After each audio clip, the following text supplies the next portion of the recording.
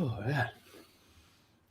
Welcome to the Comics Aficionados live right here on Thinking Critical YouTube. Hope everyone's having a nice weekend. We got a fantastic panel. We got lots of stuff popping and tons of drama going on with the MCU. It was like MCU drama week, and it just got bigger and bigger and bigger as we got towards the show.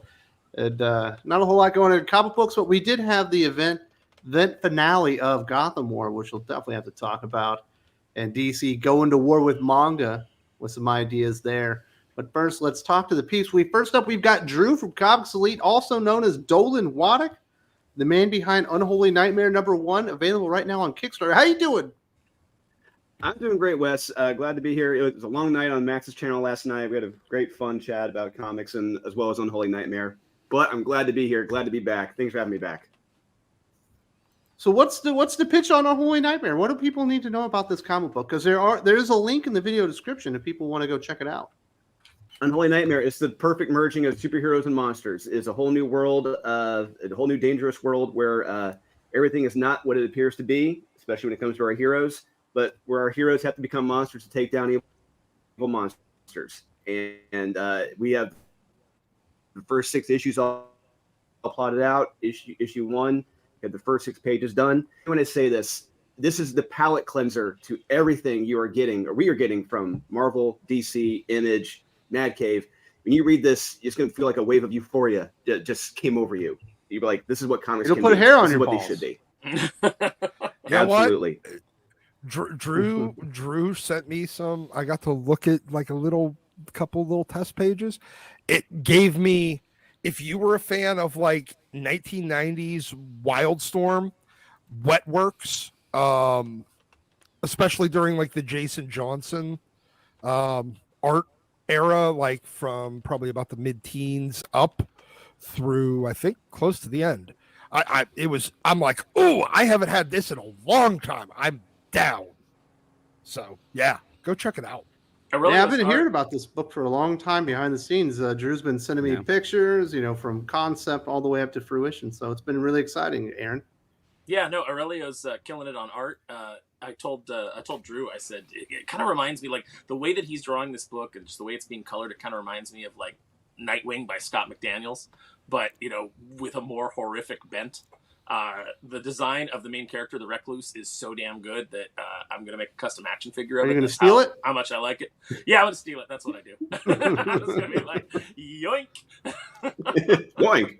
But it's so damn cool. And Drew just sent me the synopsis for the entire series. And I haven't finished it yet, but I've started through it.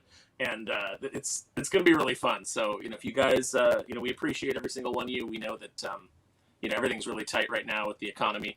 A lot of people are struggling, but if you have the means, there's several different tiers, from $5 getting a PDF of the book, all the way up to the physical copy. Please check it out and help support this because I think that, it's really going to just punch you in the gut and you're going to have a good time with it. So I'm about to play the trailer, but Aaron, your audio has gone glitchy. Remember how that used to happen? Yeah. We haven't had this happen in like 4 months.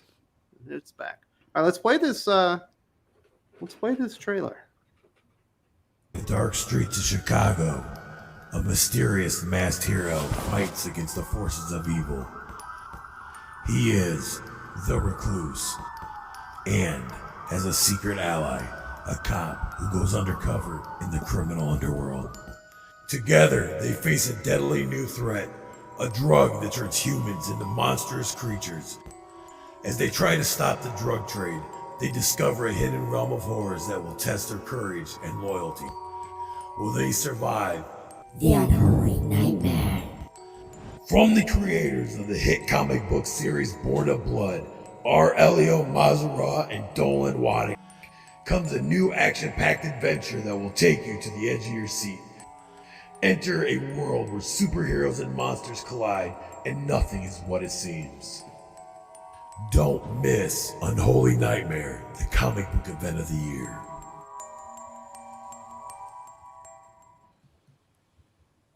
Very nice, and congratulations on everything, Drew. And how many more days has this thing got? It's got like 25?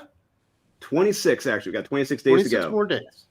Yeah, Right, but so if you're on the did, fence, go check it out. Yeah, and we did post last night a special offer, special deal for like this first week. anyone who backs the campaign in the first week or today during the stream, you're going to be entered in an opportunity to win 2 pieces of original art. One from Aurelio, he did of the Recluse, and another one is from me, from the very first comic I ever wrote that was published over 7 years ago. So if you back it today through Tuesday, you're going to be entered in an opportunity to win those 2 pages. Very awesome. And we'll definitely obviously talk more about that. We do have a few other people. Aaron, is your microphone okay now? I don't know. You guys tell me. Someone said it screwed up on Peter Samedi's thing too.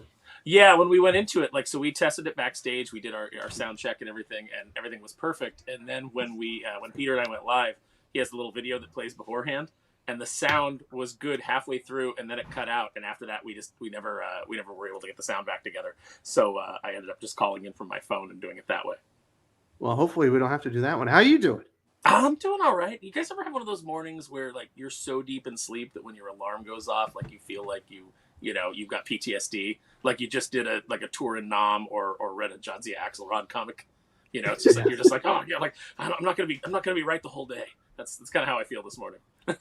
Man, so this is going to make you feel better. Someone actually mailed me. They have pictures of all the stuff available at their Ollies, and that they want me to send over to you, so you can tell them which ones that you want to buy and ship to you.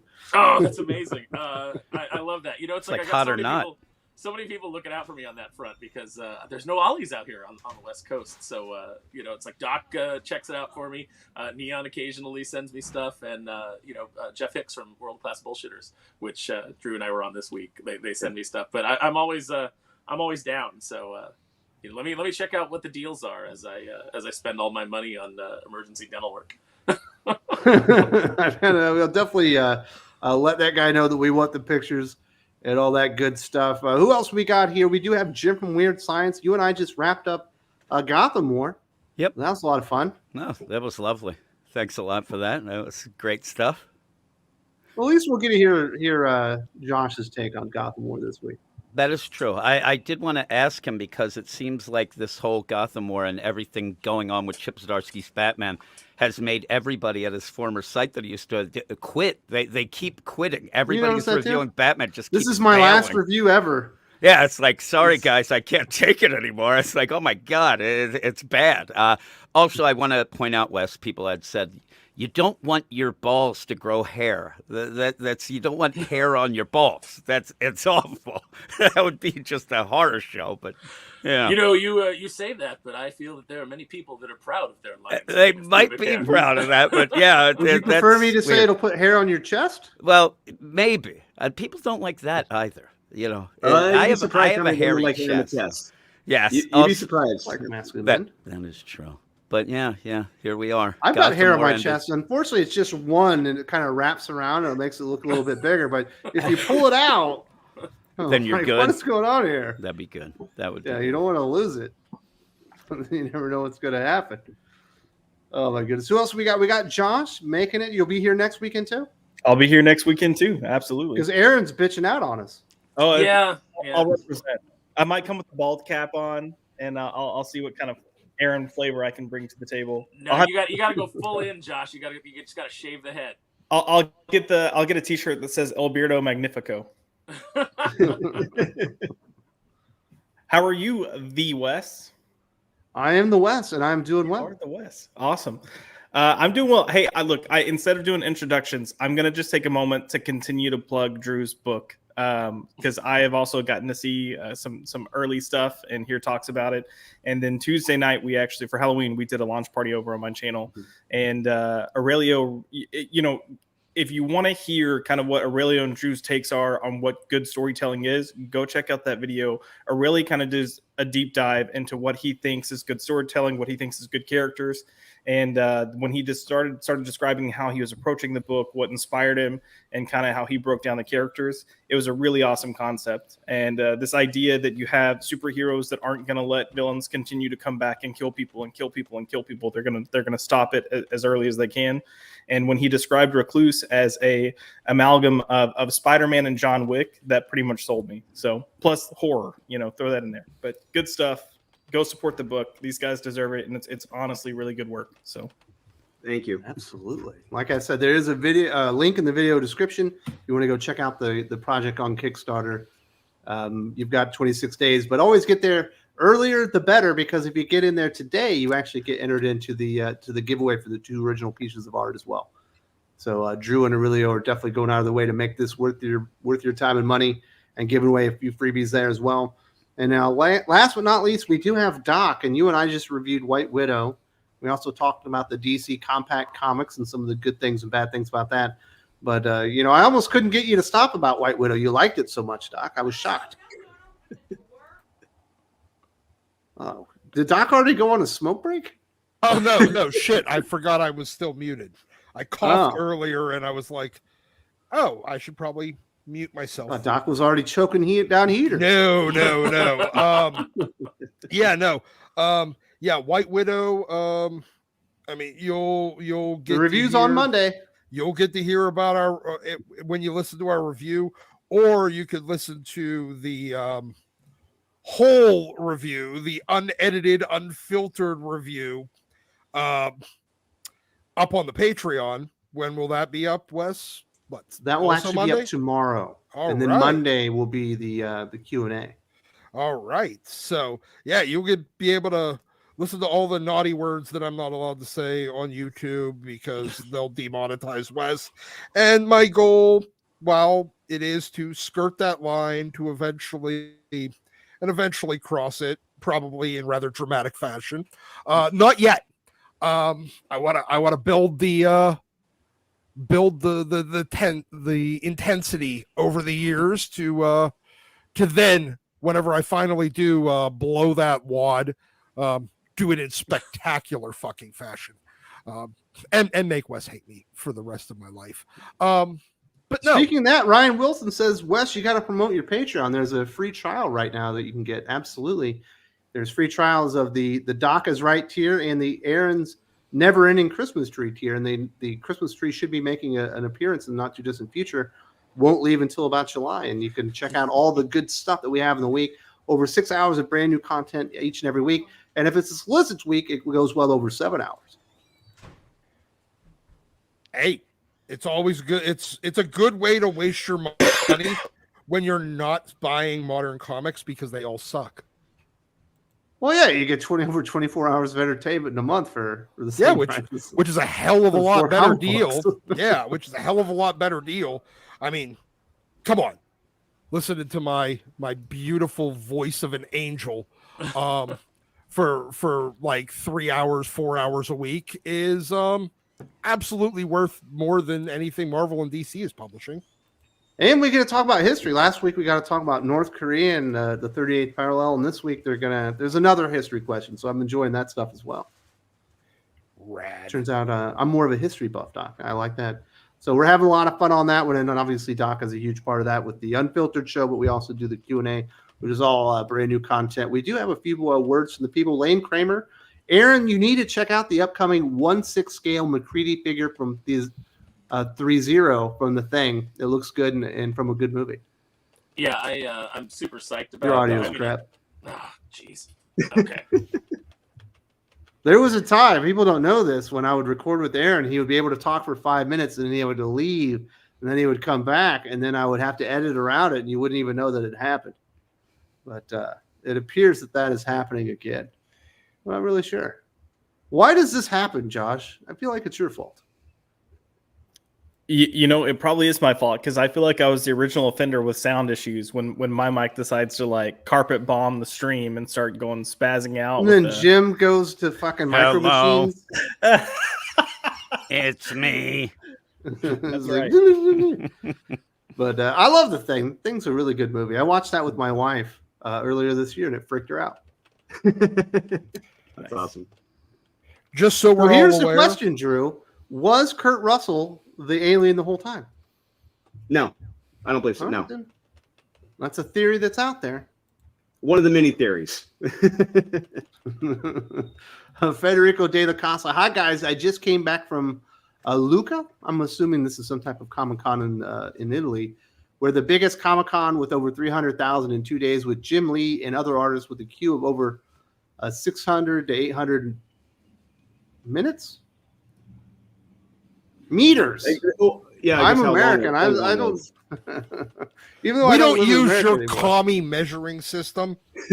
That's still a pretty damn long line, 800 meters to get to meet Jim Lee. You Me do it, Doc. No. Well, that's congratulations. not I what- hope you found some deals at the Comic-Con and had a lot of fun talking geek stuff. Wasn't CB Sobolski over there trying to find new talent to underpay? That's right, because the last time he was there, he found 5 new artists. To underpay. You know what though? Federico Italian Della artists, Casa. Italian artists are not that cheap anymore. But I'm sure that CB is going to try and sell But them are on the dream. Are Yeah, they? that's- I'm sure Marco Cicchetto gets paid a pretty damn good rate now that he's on the Ultimate Spider-Man book. I know Aurelio's not cheap. Yep. Absolutely. There's some damn good artists in Europe, too. Different flavor. Callum says, if Tini wrote Wolverine, it would be him and Laura talking. He cried. Talking and murdering rich people. And I could have played D&D, bub. She'd probably make him embarrassed of his expensive adamantium as well. He'd have to ask His for forgiveness. adamantium privilege. Yes, he'd Because have to he ask has- for Because he has it on all of his bones and she Yeah. only has it on her claws. And that makes him, I don't know, an privileged. asshole. How And do they it's- keep? How do what- they keep replicating his skeleton every time he gets killed and then Proteus. reborn on Krakoa? Oh, Yes, jeez. It was Of course. explained. It doesn't Proteus matter, Aaron. just- It doesn't matter. No, that matters. It's not important. Yeah. No, none of this matters. Why can he be seen by any computer, no. surveillance system? Because none of those 8 members of the X-Men, so the Cerebro backup of those characters should not exist. All right, Doc, you're hijacking this. He's obviously making fun of Tini Howard and her characterization of Batman and Gotham War. Doc's broadening was- it to the whole X. Doc is a slave to continuity. He's appropriating the fucking conversation and making it an X-Men. But he thing. didn't bring up Goddamn tarot right. cards. An example. What he's saying is you can't just narrow this down to Teenie Howard. The abuse needs to be spread out across everybody who's currently ruining the X-Men. Well, it's not like Jason Aaron didn't go over and try to mess Wolverine up already. Do some I stuff have that I think have Tini Howard shat would do. on Jason Aaron so many times he might as well be an OnlyFans girl in Dubai. Or Germany. They like that too. All right. Well, Carrie Nerdigal creates Morning Guys back on Holy Nightmare on Kickstarter. Absolutely. Yep. Thank As I you, said, Carrie. we already watched the trailer. We've gotten the pitch from the creator himself, Drew, and there's obviously a link in the video description as well. And definitely everyone should be back on that stuff. If you're fed up with the bad comic books that have been just proliferating throughout comic books these days, you got to go find the good alternatives like Drew and Aurelio's project, Unholy Nightmare. And thank you very much for supporting the channel as well. Are we going to get into this? We're going to get into it after we talk about the shout-outs from the Patreons and the Patreon backers this week. First up, new backer Jessica Gunther, also known as Gunny Golden, the protector of Radiant Ridge. Big thank you to Infamy or Death, who goes by the hero named the Black Hole, and he's the protector of Uranus.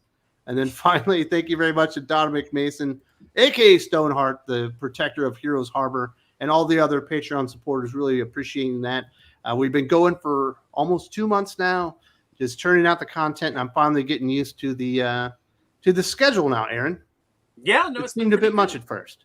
We've been doing well. We've been hitting it on time and knocking it out, and hopefully everybody's enjoying it. You know, whenever you and I are on, like we have our topics, and it's like, okay, so this time's going to be devoted to talking about the Marvels, and then you and I just go off on these esoteric, trips down memory lane. We needed to talk about the fucking Brian Cox part in The Long Kiss Goodnight. He stole the movie. How could We you? absolutely did. Like that was way I more. love that than movie. Just talking It's about so good. talking about this impending train wreck. It was just like, oh, let's. If you guys are like, hey man, I really like when you guys talk about absolute garbage, but I really wish you'd talk more about good stuff. On the Patreon, we do end up talking about good stuff. We talk about the stuff that we love. And this next week we're going to do a full review of Blade number 2. We promised it, but it's finally going to happen next week, and that's going to be a lot of fun because we got to wipe that Ahsoka fucking and what was the other thing we reviewed? Snake eyes out of our mouth. Oh yeah. That was probably the worst idea you ever had in your life, making me watch that movie. Speaking What's worse, Snake Eyes or Ahsoka? Oh, I think Ahsoka's worse because it's so much longer and so much It more is so boring. much longer. Yeah, Snake Eyes, at least, like, you're like, this isn't Snake Eyes, but at least things are happening. It's not just Snake Eyes and Storm Shadow walking into rooms and stoically, like, folding their arms and staring at each other for 20 minutes because they got to fill time and Dave Filoni doesn't know what to do. Ugh. Ryan Wilson says, what if Doc actually made videos about good comics runs in history on Patreon? I love to hear him recommend older comics and talk history. I'd be happy to do that as part of one of the segments. So I mean, right now we just have it's basically an Ask Me Anything, and there's a few topics that we want to hit each week, but ask about stuff that we really like, because I answer questions. We certainly get a lot of those. Like, what are the can't miss runs of this? What are the stories that mean the most of this character, kind of thing? And we do. We talk about those periodically, but I don't get enough questions about things that I'm positive about. Now, granted, I am much less of a lyrical genius when it comes to things I like than things that I want to insult. Because, see, I have a natural gift for cruelty. And so it comes out very, very easily. And I love being cruel to incompetent douchebags that are currently populating the comic book industry. I think really reviews about really cool stuff is easy, and I think reviews about really bad stuff is really easy. It's the stuff in the middle that's just kind of all right. It's so hard. Like, I don't even know what to say about this. It's just like, it's there and it's not terrible. This exists. Yeah, but it's congratulations. Yes. I had to skip out to fix my audio, but I do want to go back and touch on the. Your audio went to crap again. Yeah, your audio went to. You need to skip out again.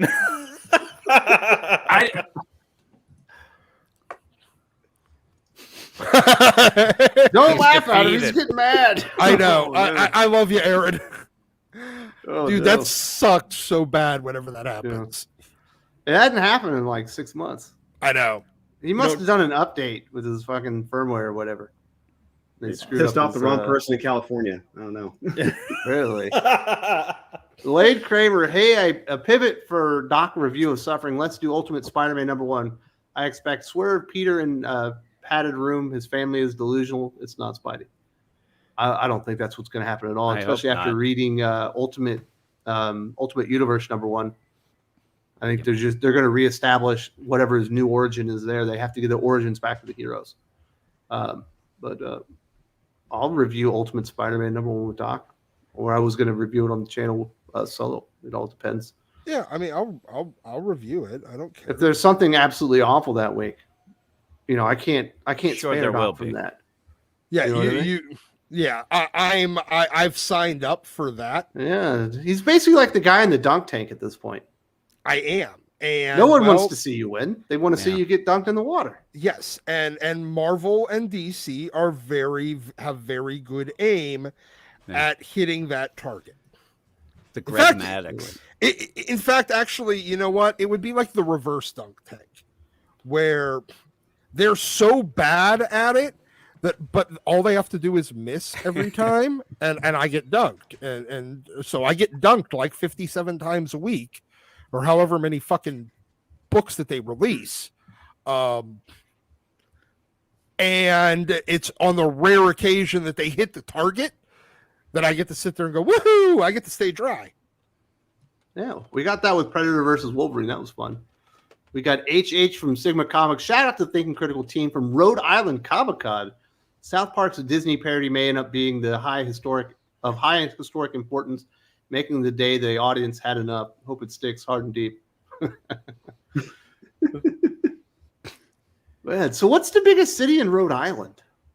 Providence? Providence. It's got to be Providence, huh? You must be in that's Providence. The only city in Rhode Island. I think it is. Rhode It's a Island. city-state? Yeah, right. I'm with basically, yes. Yeah. It's like Troy? Yes, it's basically it's basically its own city state. Rhode Island is like 9 feet long. Yeah, but it's right in the area of who else up there? Eric O'Sullivan's there. Yeah. Drew's probably kind of close. Indianapolis got to be close to Rhode Island. What? Not exactly. I think you are away from the 11 US hours too long, away. Wes. Yeah. Actually, 12 hours. It's not away. that bad. You're right there on the East Coast. I'm in the He's in the Midwest. I'm right next to Midwest. Illinois. No, you're on the other he's side of next the door, Midwest. Pittsburgh, Rhode Island. Back in the colonial days, you would have been considered in the far west. But we're way past that. Yeah. Oh, we've made him drink. No, Oh my jeez. goodness.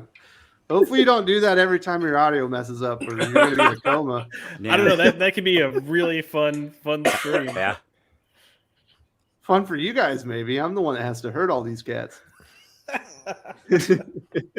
Plus, we got Missouri, Georgia going at some point today. I got to get to that bad boy.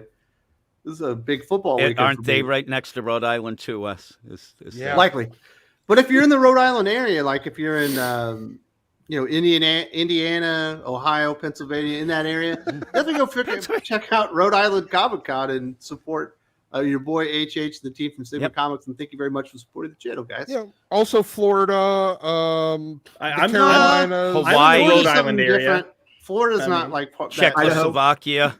Florida's not part of New England. I You know what look. I mean? I love that Drew's like, oh no, it's really far away. It's 11-hour drive. Meanwhile, like I'm already like 3/4 the way down or a quarter of the way down in Texas, and for me to get to the bottom of Texas, it's still like a 9-hour Exactly. drive. Like These guys have no idea the scale of the United States. Yeah. They've been living in their Yeah. fucking East Coast bubble their entire lives. Talk to people in England. It's- They don't it's have been- any. Move to Alaska and tell me Yeah. what 11 hours feels like when you don't move an inch on the map. Drew's becoming this writer that's getting work now. So now he's changing his name. He's becoming a prima donna. Oh no, I can't go across state. God. Yeah. Remember when I I lived in England? sunglasses now and put up a hoodie again. Oh God, sunglasses indoors. Hey, When I I was wear in my Eng- sunglasses at night because the sun never sets on a badass. Jim probably can understand this one because his mom's British. But when I was in England, if you drive for more than an hour, you like pull over and take a nap. I was like, Nah. are you fucking kidding me? What? Like I used to drive nonstop all the way Yeah. from like fucking Denver to Kansas City. I would What- pee in a bottle and everything. When my grandfather came to visit the one time we're in Philadelphia, he asked if we could take like an afternoon trip to California because he wanted to go visit Dynasty. And Exactly. I like, first off, he was a moron, but he never took a shower either. He was there for 4 months, never took one shower. So Oh God. yeah, it was bad. That's more Eastern European than a Western European thing. I'm a little surprised about that. He was a peeing. He probably in his pants, but yeah, he ended up. He just stunk like shit. That's my great memories of my grandfather. Very nice. Federico Smelly. de la Casa. Yes, Doc. CB Cebulski was here as Enos, shaking, etc. Luca Comics is huge. Meters are not commies. If they were, Marvel editor writers would use them. He might have a point there. Although the metric system and soccer are still a commie plot. Man, the metric system fucking makes sense, especially if you're into science and math. I will tool of accept the the devil. metrics. I will accept the metric system when you introduce metric time. I like that the whole world uses the metric system, and the United States just like, Damn well, right. we're not gonna. We're gonna. Have Well, some- that's fine. Everyone drives on one side of the road unless you're in like Japan or England. Man, I think Australia maybe. that's so. It's okay for everyone to be a little nonsense. different, but Russia drives wherever the hell they want. Sometimes it's Okay. even not even on the road. Russia drives you. oh my goodness.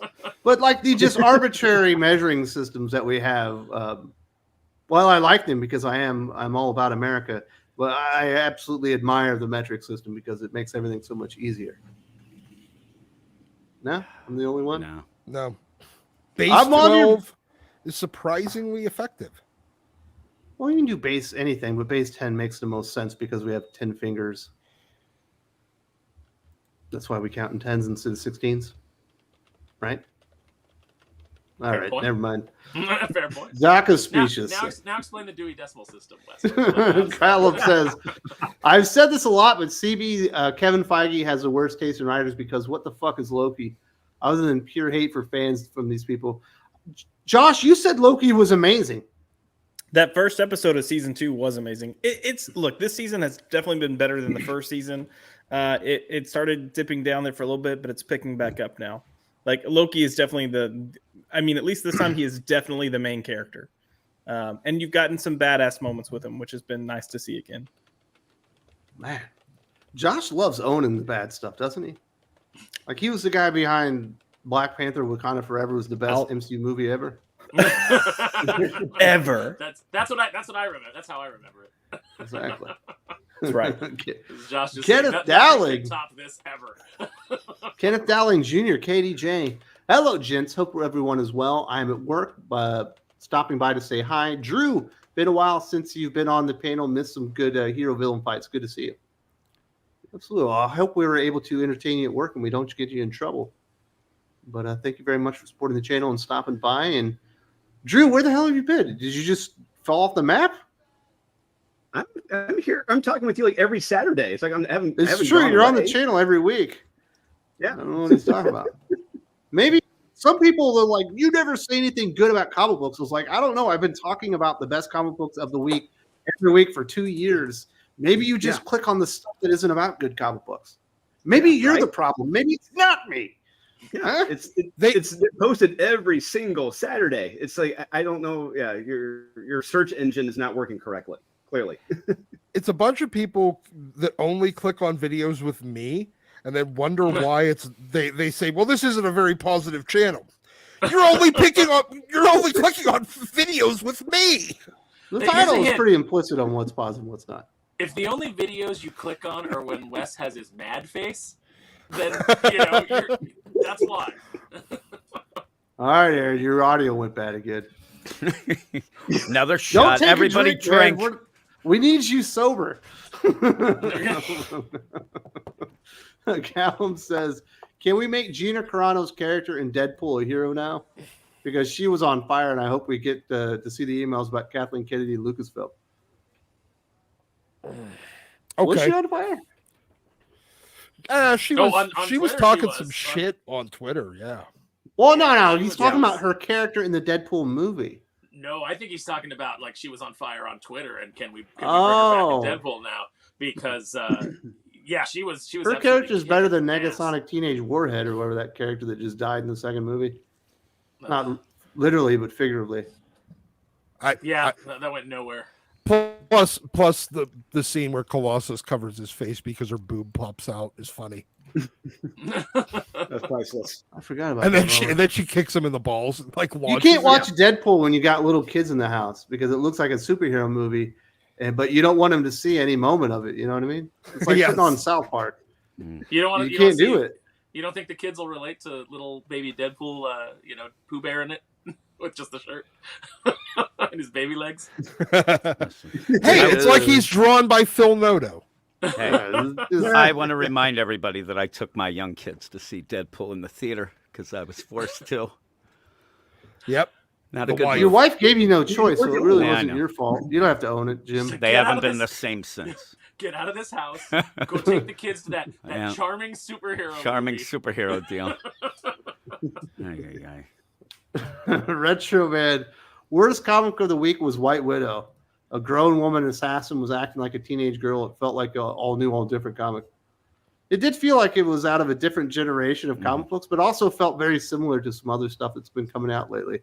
Doc and I are going to review it on Monday. We've already reviewed it, but I got to get it all edited up and put out on Monday. But go read her original appearances in New Avengers, and then read her in the Thunderbolts, and then read this book and try to tell me how those are the same characters. This is obviously the writer came in and she just watched the Hawkeye show, and that's it. And it just became another cutesy wootsy. Look at her doggy is named Bart or Bint Clarton. See it reversed Clint Barton. See how clever I am. How fun? Are you having fun yet? This is she's literally drinking wine while giving commands. It was like, oh, I guess somebody really liked Game of Thrones. Marvel sued Jamie Tyndall so that they could get to co-opt the name White Widow. And this is what they put in all that effort so that they could have the name White Widow for this character. And this is what they did with it. Oh, so they already did have a lawsuit on that. Because I was sitting there, I asked, I'm like, why the fuck Jamie Tyndall not suing? Well, as far as I know, I don't know all the details, but apparently an arrangement was come to that he was comfortable with. It didn't end up being as contentious as it could have been. It was more amicable, but yeah, just to go through all that effort, because we definitely need this name. and then this is what you do with it. You just hobble yourself right out of the gate. You know, no one is going to give a shit about this character. It doesn't tie into any previous version of the character, and that's Marvel now. That's Marvel now. Yep. Congratulations. It's almost like what was it? Arrested Development episode where the dad is in Mexico and gets arrested, and they do the thing where like he found a loophole in the Mexican judicial system, and he said, "I got money." That's not a loophole. That's just bribery. Doc, that's a feature, not a flaw. Isn't that the stupid thing everyone says nowadays that I hate so much? Well, isn't that basically America's system too? It's like you get in trouble with the law. What's your loophole? I'm rich. No. I'm one of the elites. Yeah, I just thought it was a fun thing. Like the loophole. I've got money. It's Batman's superpower in Justice League. What's your superpower? I'm rich. Yeah. Daniel Beatty, Drew not on the show equals great comics. No Drew till summer. Love you. Mean it. Does that mean when you're not on the show, you're working on great comics? I assume so. I hope so. I think that's what it means. I'm going to take it like that because. But Drew's going to be on the channel, almost every week, and for the next year, or whatever. We're going to continue doing the show, unless he's out of town or whatever. Then I find a fill in like Jim, who just mysteriously left. Back. Left so Jim, the panel. Jim, get ready for a MegaCon weekend. I will not be here. Okay. All right. I'll be in. Should I? Maybe we'll just use the Hot or Not show as an opportunity to show people that. That's fine. I thought it worked out pretty good last time. Yeah. I got Hot or Not. crap. Great, because it comes out on Thursday, so it's so much earlier in the week. It is. Although it's a lot harder to get through all the comics. It is. Yeah. Should I call in next week, Wes, live from Legion's Con? Just make a brief appearance and call in and say. I don't actually have a line. Like it's not a call-in show. Although Birch and I had talked about doing a call-in show, but we didn't get very far on that one, unfortunately. I think that would have been a lot of fun. Wes, long-time listener, first-time caller. Listen. Exactly. I think it would have been good. Hey, Stan, love the show. Eric O'Sullivan, Jaleel White Widow versus Betty White Widow. Is this the same Yelena White Widow who was the super adaptoid in a Bendis New Avengers heel turn? I mean, in name only, not in execution of the character, because Marvel doesn't hire people who read comics anymore. No. Man, Jaleel White was awesome in that Big Show. If anyone watched that on Netflix. Like he's like his skinny, dorky buddy. And he was actually pretty good. Like he's still got good comedic timing. Somebody's calling me from the Congo. What the fuck was that? That seems legit. It Might be a prince. Answer yeah, like, what's happening? There's some inheritance that I didn't know about. Really, really strange. But I don't know what version of Yelena Belova this is. A bad one. It's a new one. Yeah, one not worth reading. Yeah. Kind of like the Fire and Ice in that Welcome to what it's Smallville like, book. yeah. Isn't really Fire and Ice. It's just something else. It's the one written by a vaguely autistic lesbian. All right, Doc. Thank you very much. That's enough. Lade Craver, better White Widow Felicia Spider-Man Noir comic. Spider-Man Noir is good, especially when it's illustrated by Juan Ferreira. It's absolutely amazing. Yeah. But I don't really specifically remember that White Widow Felicia. Did I forget something? Oh. I'll have to check that out. They haven't really done too much with that character. We had that series, Spider-Man Noir, like 10, 15 years ago. Then he had like a little mini series not too long ago, but not really much after that. Yeah. So, Yeah, we had the one book. I can't remember who wrote it. It was like 18 months ago. It wasn't that bad. The art was really good. Yeah. But so everyone keeps dropping out. We'll see how this bad boy goes. Let's get into what's going on. We've got mayhem at Marvel Studios. There's like 8 stories this week, and 6 of them were Marvel. So we'll just scrunch them all into one thing here, Josh. You are the entertainment guy. You're the movie guy or whatever. And it sounds like Blade was a disaster, and they're on their 5th set of writers. The original Avengers might be coming back. Obviously, they had to get a whole new crew to rewrite Daredevil and just halt production and all this stuff.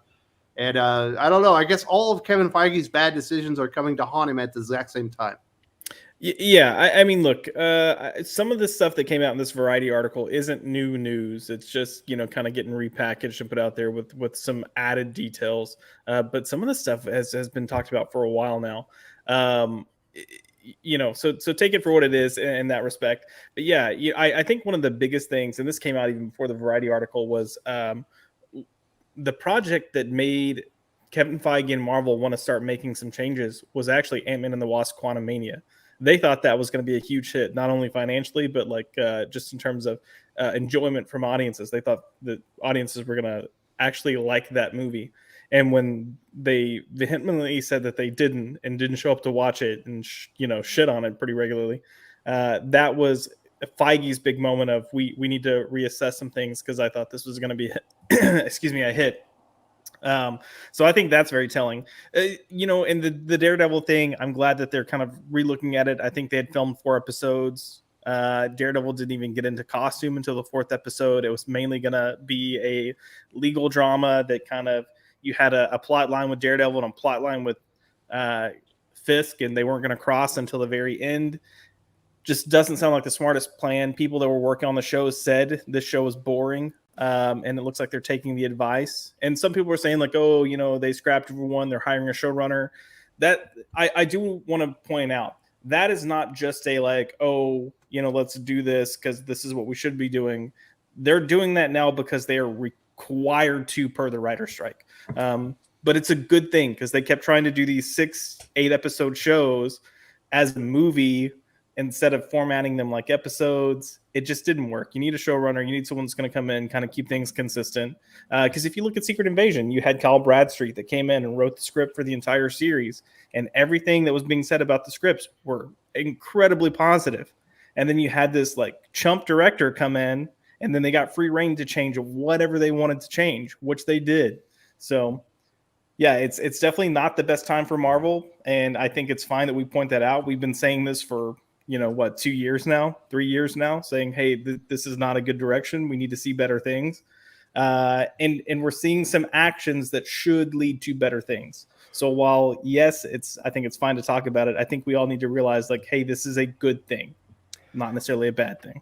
I was just going to say real quick, we all saw how Marvel did the last time they decided, hey, we're really smart people, let's do a legal show. It kind of didn't work out so well. So maybe this is a good idea. Yeah. Well, no, agreed. The thing that I find funny, and I've been indulging this conspiracy theory a little bit since Gina Carano's tweets, where she talked about how vindictive Kathleen Kennedy is and how she uses the media very cynically, and she has attack dogs that are ready to go. Knowing just the timing of all of this Marvel news, the timing of this Variety article feels so strange to me, because the weekend that she just gets absolutely hammered by South Park, and the whole week is going to be nothing but memes on the internet. And we've already seen it. It is still kind of that way. Just memes of put a chick in it, make her gay and lame. That is what's going on. And that's when this Marvel article drops, attacking Kevin Feige and attacking Marvel Studios and just detailing all of their failures, when the attention was solely on Kathleen Kennedy's failures with Star Wars. It just seems suspect to me. Seems like that's the sort of thing that a big, powerful Hollywood exec who's vindictive and has a lot of connections could put in motion. And the fact that it's attacking the company she works for would be completely, just not even a consideration if it protects her. So that's my little conspiracy theory for the day. You guys can discuss as I don't hate. I don't hate it. Seems like it could happen, right? Yeah, there's the reasonableness that it has to pass, and yeah, that's actually relatively reasonable and achievable without like a lot of work. Mm-hmm. I'm gonna pause for just a second to bring up that Aurelio Mazzata is in the chat, and that's the artist for Unholy Nightmare. So he's Ghosty Maker. So you guys say hello and go back the book. Sorry. Hello, Aurelio. Yeah, boy. Let's do it. Yeah, I think the big thing that happened here, and it's not even just the MCU, we're seeing this across entertainment in general. We're seeing it in multiple films, multiple television series. We're seeing it in comics, is at some point the people creating these products forgot that their main initiative is to entertain. And because they've let go of that, we've lost stuff that's even considered decent content.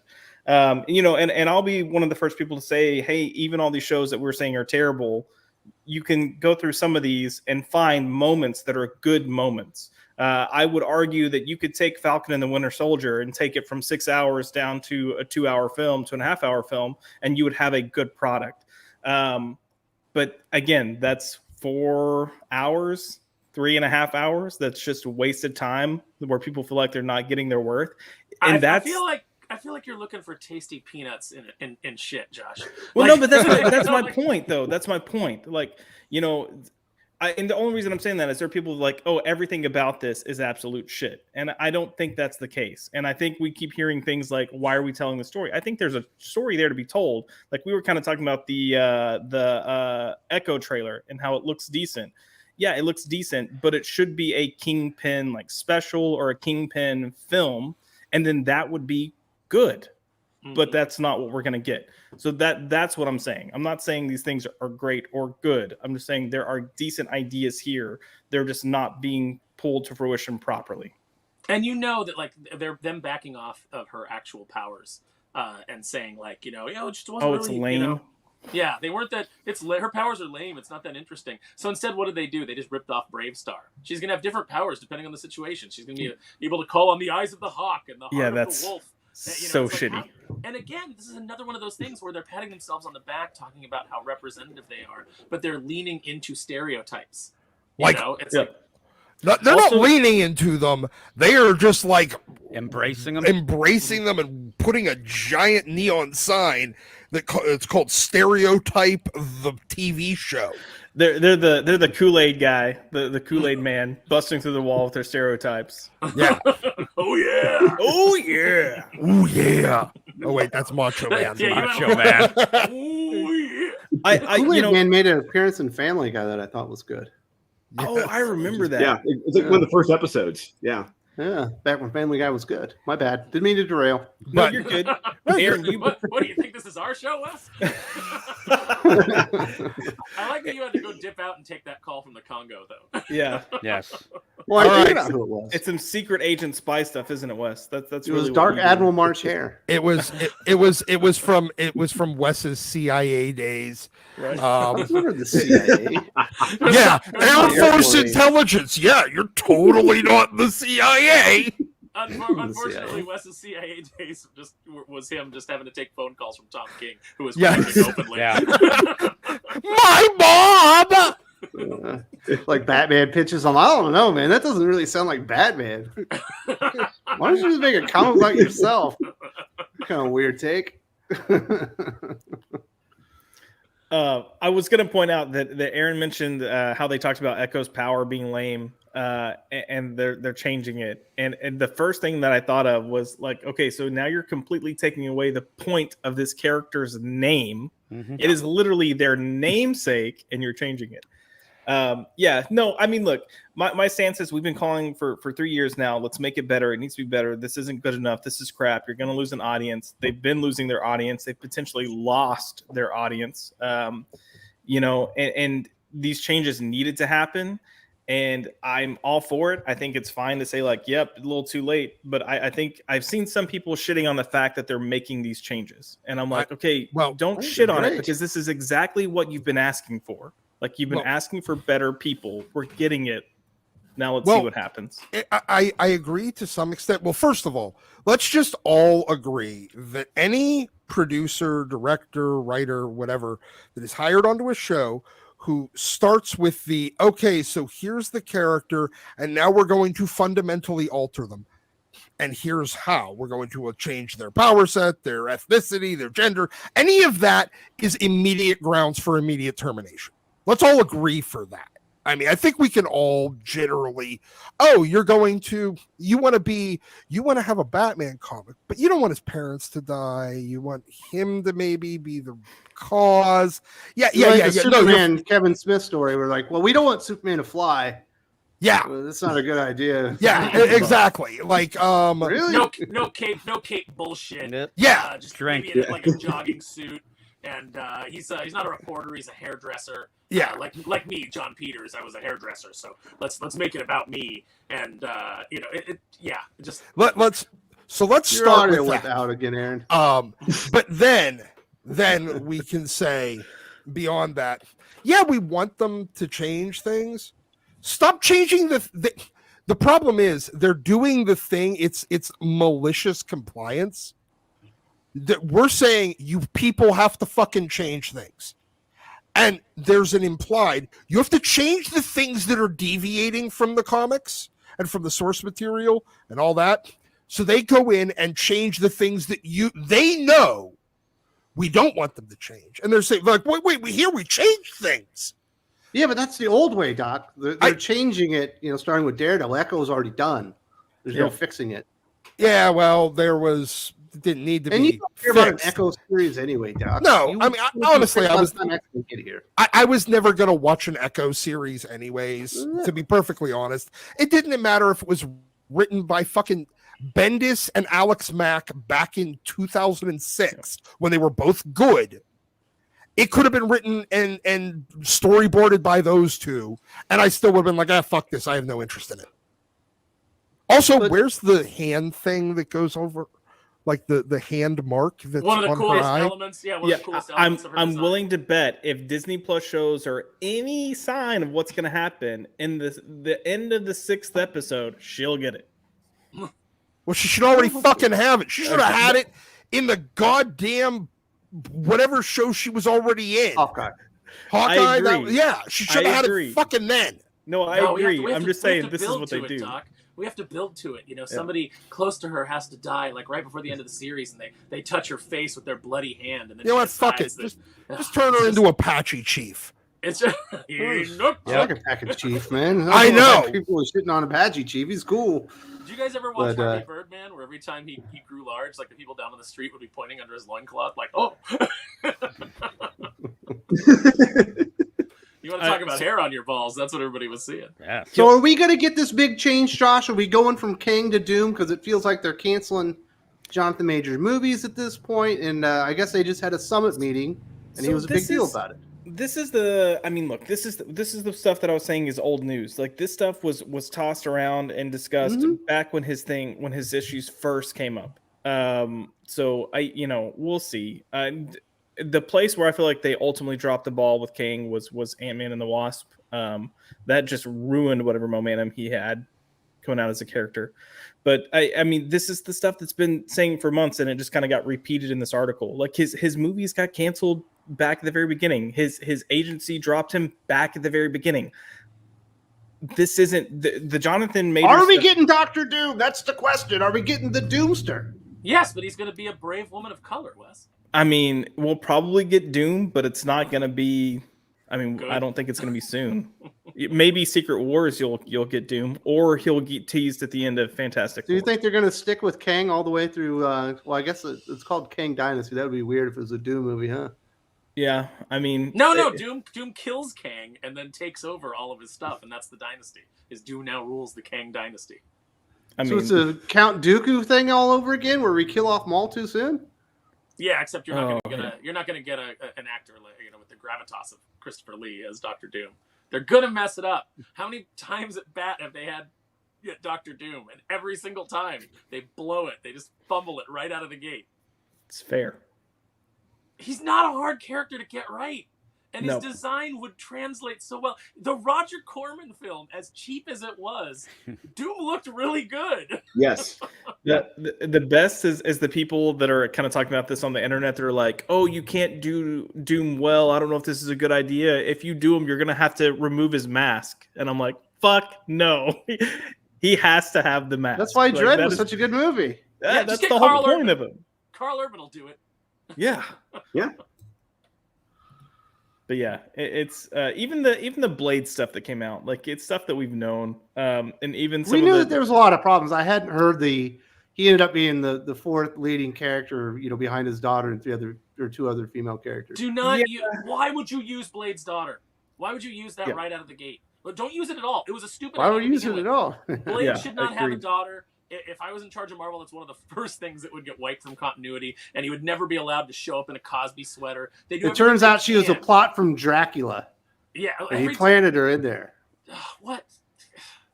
Just so that some hack writer can write about herself and her mom. Just stop. Just stop, Marvel. Stop. Yeah.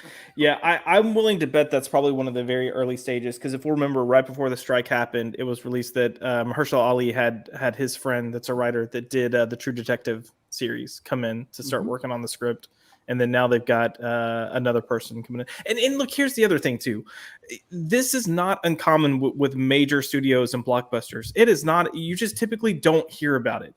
There are films and series that they get worked on for years before they ever get their final version to then go into film. If ever gets seen on screen. What was that? If ever gets seen on screen. If ever gets, yeah. I mean, like this isn't new. This isn't subject to just Marvel. I think Marvel is just the highlight of the conversation, and it's so public. It's being discussed so publicly. But this isn't uncommon. This happens in film all the time. Are we going to get the Blade movie in Thunderbolts? Because there's rumors that they're canceled. I thought that was probably premature. I'm hearing Thunderbolts is potentially getting scrapped, which may look. It was one of the things that I thought may have been a decent film coming up, but we'll see. I think they're looking at their timeline now and figuring out how they can tell the story without just trying to cram stuff in. We saw them trying to just cram everything in from the COVID backup. Didn't work at all. And I think they're trying to streamline a narrative to get back to the Avengers, and Thunderbolts may be a hindrance instead of a help. Blade, I think a lot of this hangs on Mahershala Ali, and we also have to look at Mahershala Ali turns 50 soon. Like, he's supposed to be an immortal he ain't vampire. got it no more? Is that what you're saying? I'm just saying, if you're going to look to, I'm going to email his publicist. If you're going to look at having another 10 years with an actor, and they haven't even really started filming yet, and you're going to have to you're looking at another year to 2 years before this project's done. And then you want to have him for 10 years. He's already 50. He's going to start aging. We can't quickly. all be young and virile like you, Josh. No, agreed. But he's a vampire. I'll bet the poo just flows out of you. Ooh, The so poo, young. it does. I'm quite regular. It's floating and stuff. No, but let's also, I think they feel pretty comfortable because, black don't crack. He's probably going to look the way that he looks for a good 20 more years. But the question is, that doesn't apply to your joints. That doesn't apply to your, come on. I love how Wes's tone changed till he's 70. I don't know about that. I've seen Morgan Freeman lately. He looks a lot older. He does. How old is Sam Jackson? Sam Jackson's like 70, right?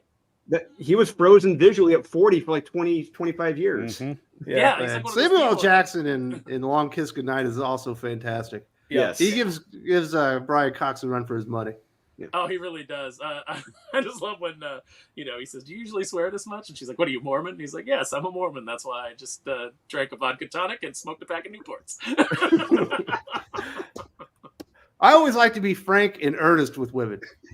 In New York, I'm frank, and in Chicago, I'm earnest. You can see those coming around the corner. Got time to comb your hair.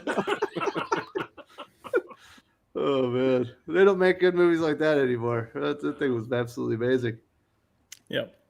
Your audio went bad to get aired, just so you know. Yeah. He's good. He's not taking drinks anymore.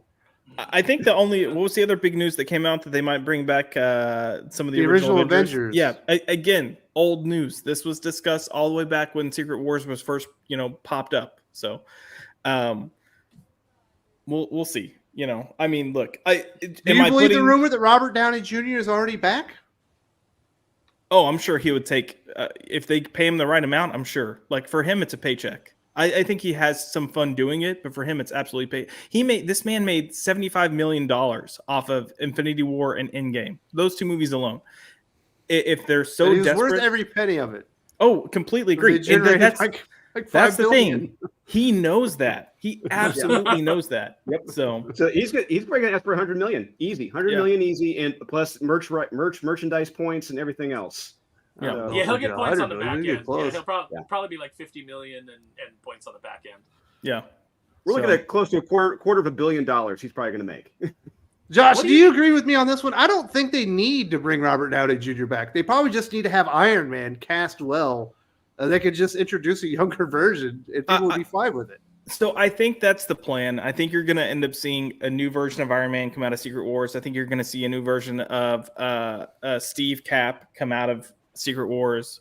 I It's like Star Trek Generations? Pretty much. Very nice. But I do think you're going to see Robert Downey Jr. and I do think you're going to see Chris Evans pop up in Secret Wars. I think if you're ever going to have a balls to the wall like key jingle with characters, that's the film you're going to do it in. Hopefully, they just deliver an entertaining story while doing it. But that's going to be it. Like, I don't think that they can. I don't think that they can just introduce a new, younger version of these characters into the same continuity. I don't think people are going to accept it. I think they would have like 3 years ago after Endgame. I think had to reboot. Really, People are mad now. Start with I think Fantastic they're Four. banking on the fact that if we get these new characters and get the X-Men, that's going to be characters that people want to see together. Whether or not it works, we'll see. And I'm not, and like I get that some of this stuff is bad. I'm not saying that I don't see the problems here.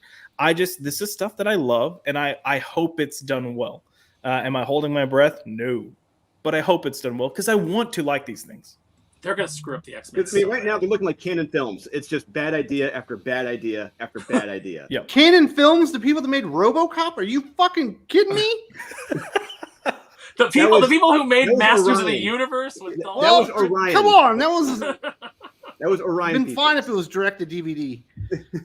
Or directed to VHS or Dolph whatever. Lundgren is He-Man. He-Man on Earth. That's what we all wanted to see.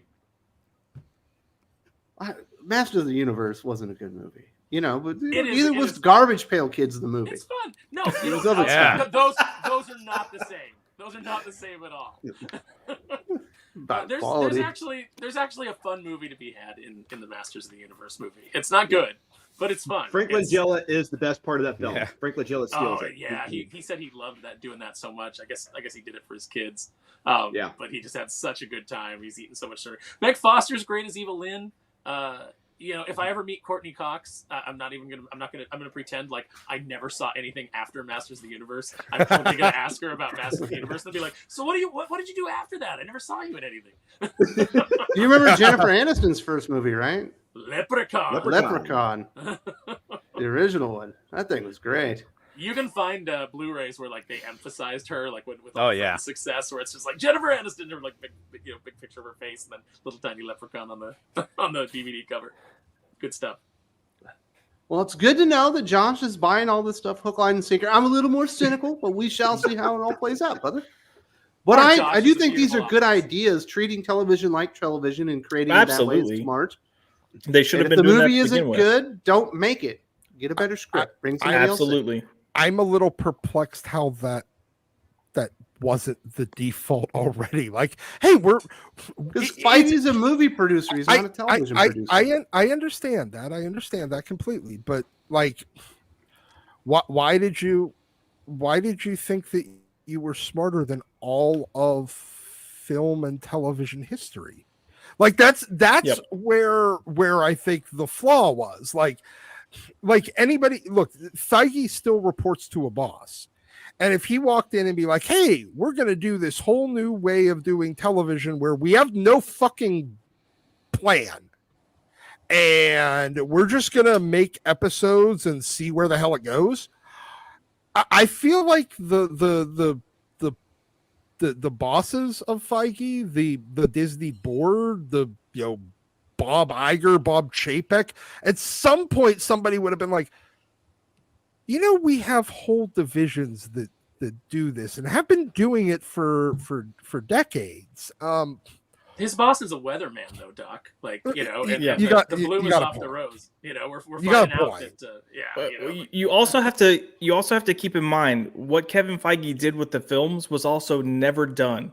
Well, like yes, because it was very simple. It was, hey, let's just copy this other thing that already worked. Well, okay, he but came in you're with saying Kids it's in the Hall, Buddy Holly syndrome. Like if you ever seen that sketch with Buddy Holly on Kids in the Hall, where he's like, "I'm Buddy freaking Holly. Everything I do turns to gold." He's definitely like hit that point, and everybody believed it. And so once he didn't have James Gunn kind of sitting down and mapping things out for him, once he didn't have the Russo brothers coming in and putting together, the direction of the film. It kind of all fell apart. He's like, I'm Buddy Holly. I'm gonna let the monkey fly the plane. Agreed. Who's gonna say anything to me? you know, like that's, and he didn't have Ike Perlmutter there anymore to like kind of clamp down on him. Not that Ike Perlmutter made every great decision, but you know, there were controls in place that that they took off. And once he was off the chain, this is the disaster that we, you know. Agreed. All right, well, let's hear from the peoples. First up, we do have Dark Admiral March Hare admitting that I could have answered it wasn't collect, calling me from the Congo. Oh, it's so weird. You just don't expect to see that stuff. James Hannafin, have any of you watched the miniseries Bodies on Netflix? It's based on a Vertigo title. I'm 2 episodes in, and now I'm reading the series. It's good. I'll have to check it out. I have not seen it. Drew, have you seen Bodies? No, I don't have Netflix. So, yeah. Jim, have you seen Bodies? Do your kids let you use Netflix anymore? I no. They took my whole like profile out. At one point, legit, I ended up logging into the deal, and we have so many kids and whatnot that they actually changed my profile to "Dad's an asshole," and I flipped out, and then I just said, "Fuck it, I'm not even going to check it out anymore." You assholes! I was so angry, but no. When the family's mad at him, Jim's talked about it. They put him like in another room. And they're like, Yeah. you stay there for a couple days. No, they just shoved me off. Him. They do. I get quarantined constantly. I need a Jim sitcom. Yeah, Like, that's what I need. I said at one point if we had a reality show, we'd all be in jail anyway. I'm telling you, not even illegal stuff, just stupid shit. Daniel Beatty says, yes to Drew making comics is what I meant. We knew you weren't being naked. I was just like, it read a little funny, but we got the gist right there, Drew, right? Yeah, absolutely. And you're not just writing on Unholy Nightmare. You got other stuff you're still working on, right? Absolutely. I got several projects with Marat Michaels I'm working on right now. They're going to be announced beginning of the year. You guys are not going to miss out on this. I've shared with Aaron and Josh some of those pages, the artist. Mm-hmm. And if you loved like Mark Silvestri or from like the early 90s, you're going to love this. You're going to love these pages. They are beautiful. Yeah, it's unbelievable how good they are. Oh, very nice. Kenneth says, my job is good. So how about that South Park episode? It seems to me Kathleen Kennedy is taking the brunt of backlash like Victoria Alonso, but the real target, Bob Iger, is unscathed along with Feige. I thought it was funny. I found it and watched it. It was good times. We talked about this on the Patreon. Everybody like is saying that Bob Iger got off easy, and I guess in comparison to Kathleen Kennedy, he did. But you know, the Kathleen Kennedy thing was more of a commentary on, you know, who online has blamed for a lot of things. So, you know, it's like there was a little bit of a juxtaposition there. But don't forget, in that episode, when he's confronted with the problems, you know, that hey, the pandering's not working, he's the guy who slams his fist on the table and says, "Then we've got to pander harder." And he's the guy at the end when Kathleen Kennedy has learned the lesson, and she's like, "And we're not going to pander anymore." He's like, "Sure, Kathy." You know that. You know, so I think there's more coming. I think Iger's going to get lit up. I think Mickey Mouse is going to get lit up. You know, Mickey Mouse goes public domain soon. That's definitely going to happen. Yep. Did everyone get to watch it? I thought it was good fun. Did we got a bunch of memes started off of this one, Josh? Yeah, no, I think the thing that I'm the most excited to see is that this commentary is hitting mainstream conversations that we're, you know, and South Park's always kind of been a bit of a rebel, but even people like them kind of shied away from doing it because you had those masses of loud voices being like, "Oh, this is wrong. You're wrong. You're going to be on the wrong side of history." And now you're seeing more and more celebrities or people involved with media being like, "Fuck it. I don't care anymore. Like, this is what needs to be said because this is the truth." So, and we're also finding out a lot of those voices that were telling you were wrong were probably the executives for the companies with fucking sock puppet accounts. Yeah. You certainly learned that about HBO this week. Yeah. Where the guy even apologized, so he admitted that he did it. Yeah. I mean, look, I do think it's kind of funny that they trolled people. Do I think it's classy or in good business? No, not at all. It was a shitty thing to do. But it was like the guy that was the GM for the Philadelphia 76ers that was using a sock puppet account to tell people they were wrong about like the players they acquired. Did he end up having to fucking resign too? Well, it's like Dan Slott. Dan Slott goes out there and, you know, he's been caught, right? Like, you know, with using sock puppet accounts to set them up, and you know, there's all kinds of creators online. There's not enough shame in comic books. That's a fireable offense for making us look stupid. Yeah. But is that Dan Slott writing those, or is it Christos Gage writing them for him? Oh no, it's actually they're delayed. No, because that's why Christos Gage has to write his comics, because he's too busy writing his fucking message board responses. Just hire Christos Gage. How hard is it? He's a much better writer. Yep. It's true. Jose the Beast says, "Hey guys, I barely finished watching Ant-Man 3. Not knowing much about Kang, it seemed like he carried the movie. Not much of a threat, and MCU is exhausting now. No excitement for the future, even Echo." Yeah, agreed. Had Kang actually won in that movie, that would have at least kept interest for Kang, but he didn't. He got beat by a bunch of fucking ants. You know what? If Socialist they ants. Socialist ants. Commie ants. If they really wanted to build Kang as the threat, he would have wiped the fucking floor with everyone there. Yep. Mm-hmm. And like, there wouldn't have been even close to, it wouldn't have even been a fight. It would have been, all of the ant people, like the fucking Ant-Man family, barely escaping with their lives, and at least 2 of them dying. Like, Michael Douglas should have died, and Cassie should have died. And Cassie should have died. And he should have destroyed the microverse forever, or whatever it's called in the or destroyed their ability to access it. Something like that. Because he needed to wipe the fucking floor with everyone, and then you actually set him up as a legitimate threat. Now it's wait, the guy that the ant people beat up already? What? How the fuck is that guy the threat? Just because there's 47,000 of them? And I feel bad for Jose for having to watch that movie because it's not good. It's terrible. It's She-Hulk level of like just bottom tier shit. How can you be invested in a villain that like you could just defeat him and then there's just another version of him? Nobody can wrap their head around that enough to care.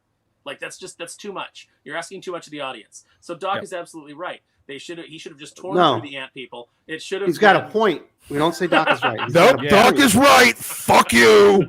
No. So and the Bill Murray cameo was fucking wasted. How do you waste Bill Murray? Ugh.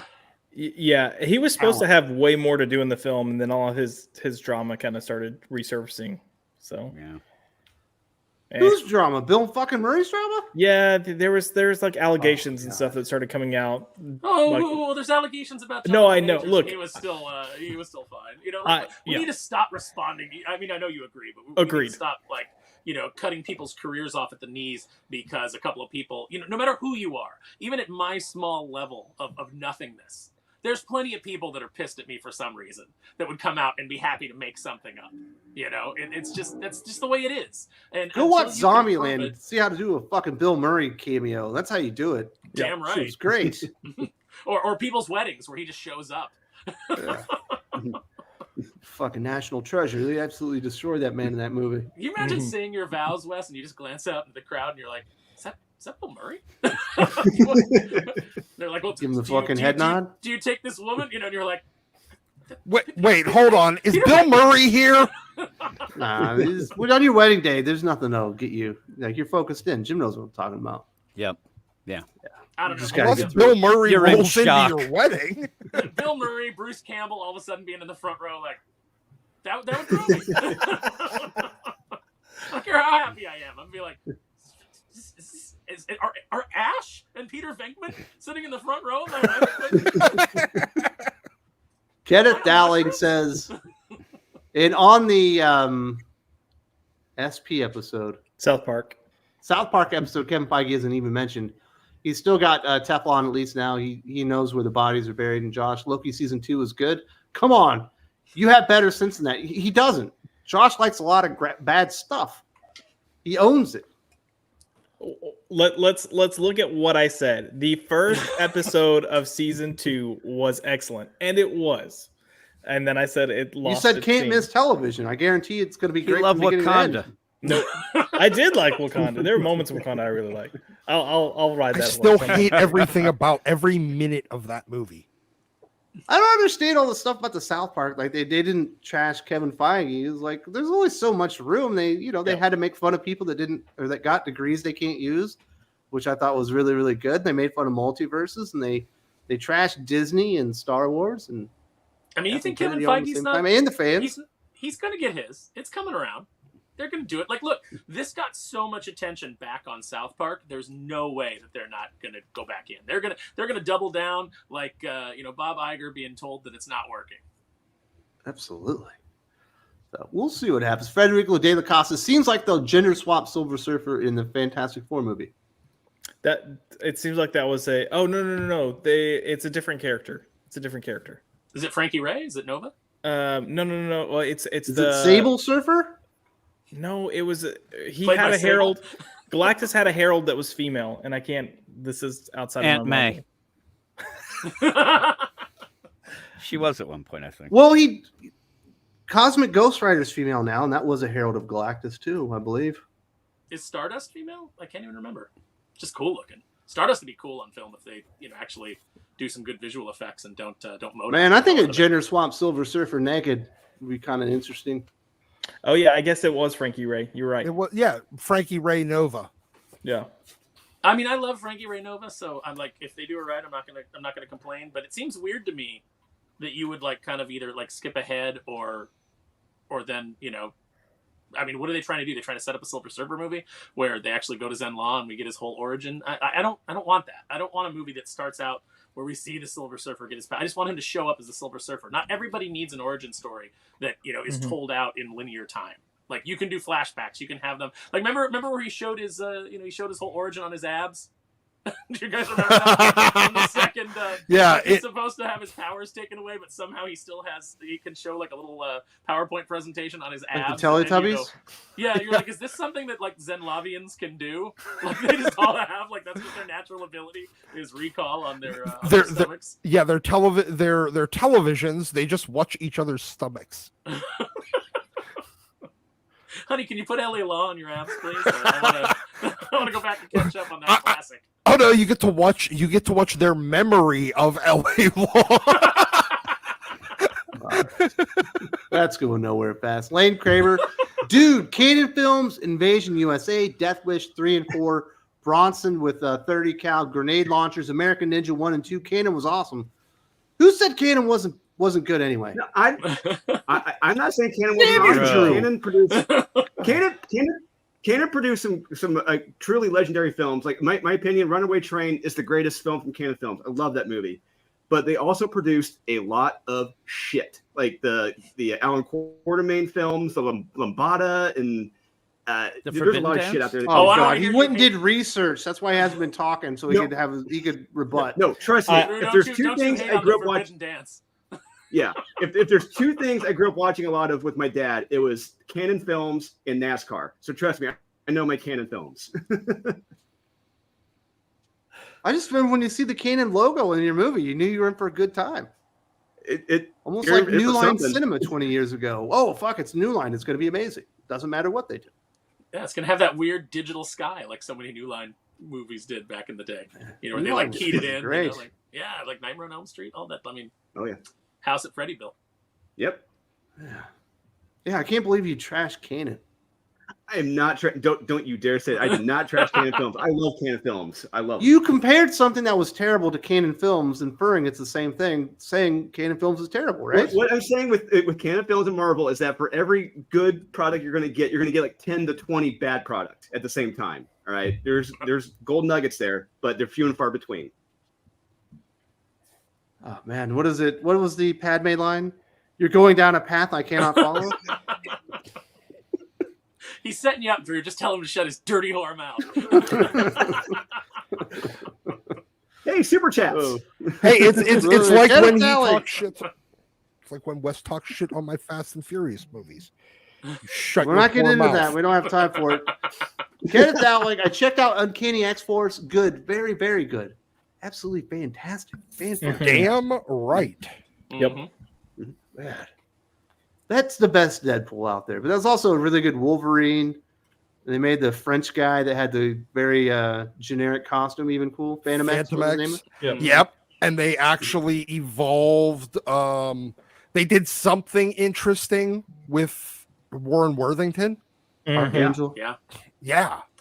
God, do you remember Doc, when like Warren Worthington had gotten hit by famine, and so Deadpool's feeding him to try and like get his strength back, and then they reveal that Deadpool's feet, like, because they're stuck on the moon, he's eating him pieces of himself that he's cutting off, and it's like, oh my god, amazing. Yeah, like, I mean, they're going like full cannibalism, but at the same time, he's also still healing him. Yeah, it's fucking crazy. It's raw and kind of gross at times, but it's also it's just perfectly done. The right sense of humor for a book like that too. Yep. Yeah, unlike White Widow, that had the wrong sense of humor. Kenneth says TMNT The Last Ronin versus Panthero from Thundercats. Oh man, so I'm going to need you on this one, Aaron. I love Thundercats. Are they more powerful than TMNT, especially one that's been training for 20 years for revenge straight? It's a tough call because Raphael's also older. So it's not Raphael, it's Michelangelo. Oh, what? So Michelangelo. Did I just spoil The Last Ronin for you? That Michelangelo's the one that lived? Spoilers. No, you threw me because it's like I always, for some reason I always think of that as Raph in my head when I have the figure and everything. But it's been a while since I read it, so yeah, I completely blanked out. But even so, like an older Michelangelo. Depends on what period of Panthero's life we're getting him at. Like, if is he at his peak and Michelangelo's older. I gotta give it to Panthero. I'd say Panthero too, because I think Meow Meows beat the turtles. But Panthero could only use nunchucks, and Michelangelo in The Last Ronin can use all the weapons. He's a master of the blade, the staff, nunchucks, and the size. Like I said, it's a tough call, though. He might be slower. Panthero's pretty fast. He's got those cat-like reflexes. Michelangelo, he's got a turtle shell that he can duck into if things get dangerous. Turtle shell doesn't protect his head. Nope. Who's a pussy? Are they fighting in the cityscape? Or are they fighting out in the jungle? Like, I'm assuming UFC cage with weapons. UFC cage with weapons? Like Thunderdome, kind of, but not on the springy things. I mean, and they're using full weapons in this cage. It's not just hand to hand. I'm assuming. Is Panther? We need more descriptions on this fight. We need more descriptors on where this happens. We need Tina Turner singing. We need more parameters, Kenneth. More parameters. Spin the wheel, make the deal, find out exactly how. We don't need another hero. Oh, I thought Josh had a point. No, I was pointing at Mikey, but yeah. Oh, I thought you were chiming in. I was like, you don't have to raise your hand here. You can just call it or me. It's all good. That would be a tough one. I'm assuming I will go with The Last Ronin because he has full mastery of all the weapons, and Panthero is only on nunchucks, but nunchucks are quite badass. You know what I mean? If you're going to give me a choice, I want the nunchucks over maybe the other weapons. Yeah, it's a tough call. It could go either way depending on the Doc, what's a better ninja weapon? You want nunchucks or you want the size? I go with the nunchucks. Yeah. But Mikey's also got nunchucks, so Mikey always had nunchucks. Yeah. Raphael had the size. I understand. It's a tough one. I'm going to go with The Last Ronin because he has more weapons. And he's fueled by vengeance. Panthero is fueled by a nobility and heroism. And cats. But that's why I see him taking advantage of. I see him taking advantage of Michelangelo's anger and everything. Because he'll be more in control as compared to Michelangelo. There we go. Cryogenic gamer. Marvel's afraid to let their heroes fail. It seems that way. Well, he also had Jeff Loveness writing that script. I mean, yeah. Well, remember, if the bad guy wins, if the bad guy even has even espouses bad things, that means that you are in support of bad things.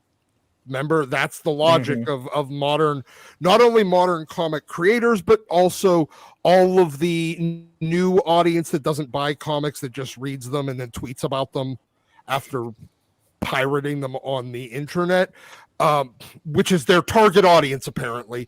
Remember, if the bad things win, you support the bad thing. I felt like Kang should have won just based on the virtue of his diversity. But Like, this is a Thanos modern won Marvel in the film. second or in the first Infinity War movie. Yeah, and they look at that as a problem.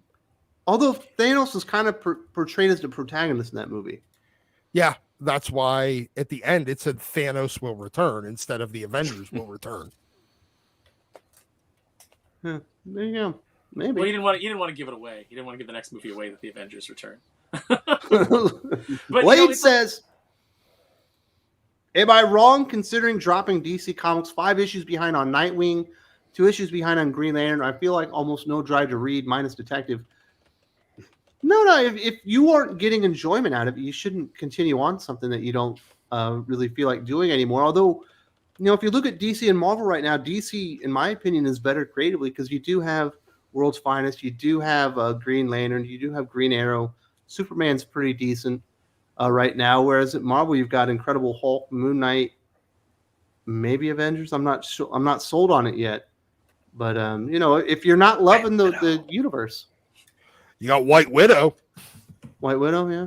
Yeah. But one positive this upcoming week, Superman 78, the sequel comes out with Robert Downey Jr. So I cannot wait to Forget read about that. More Superman stuff.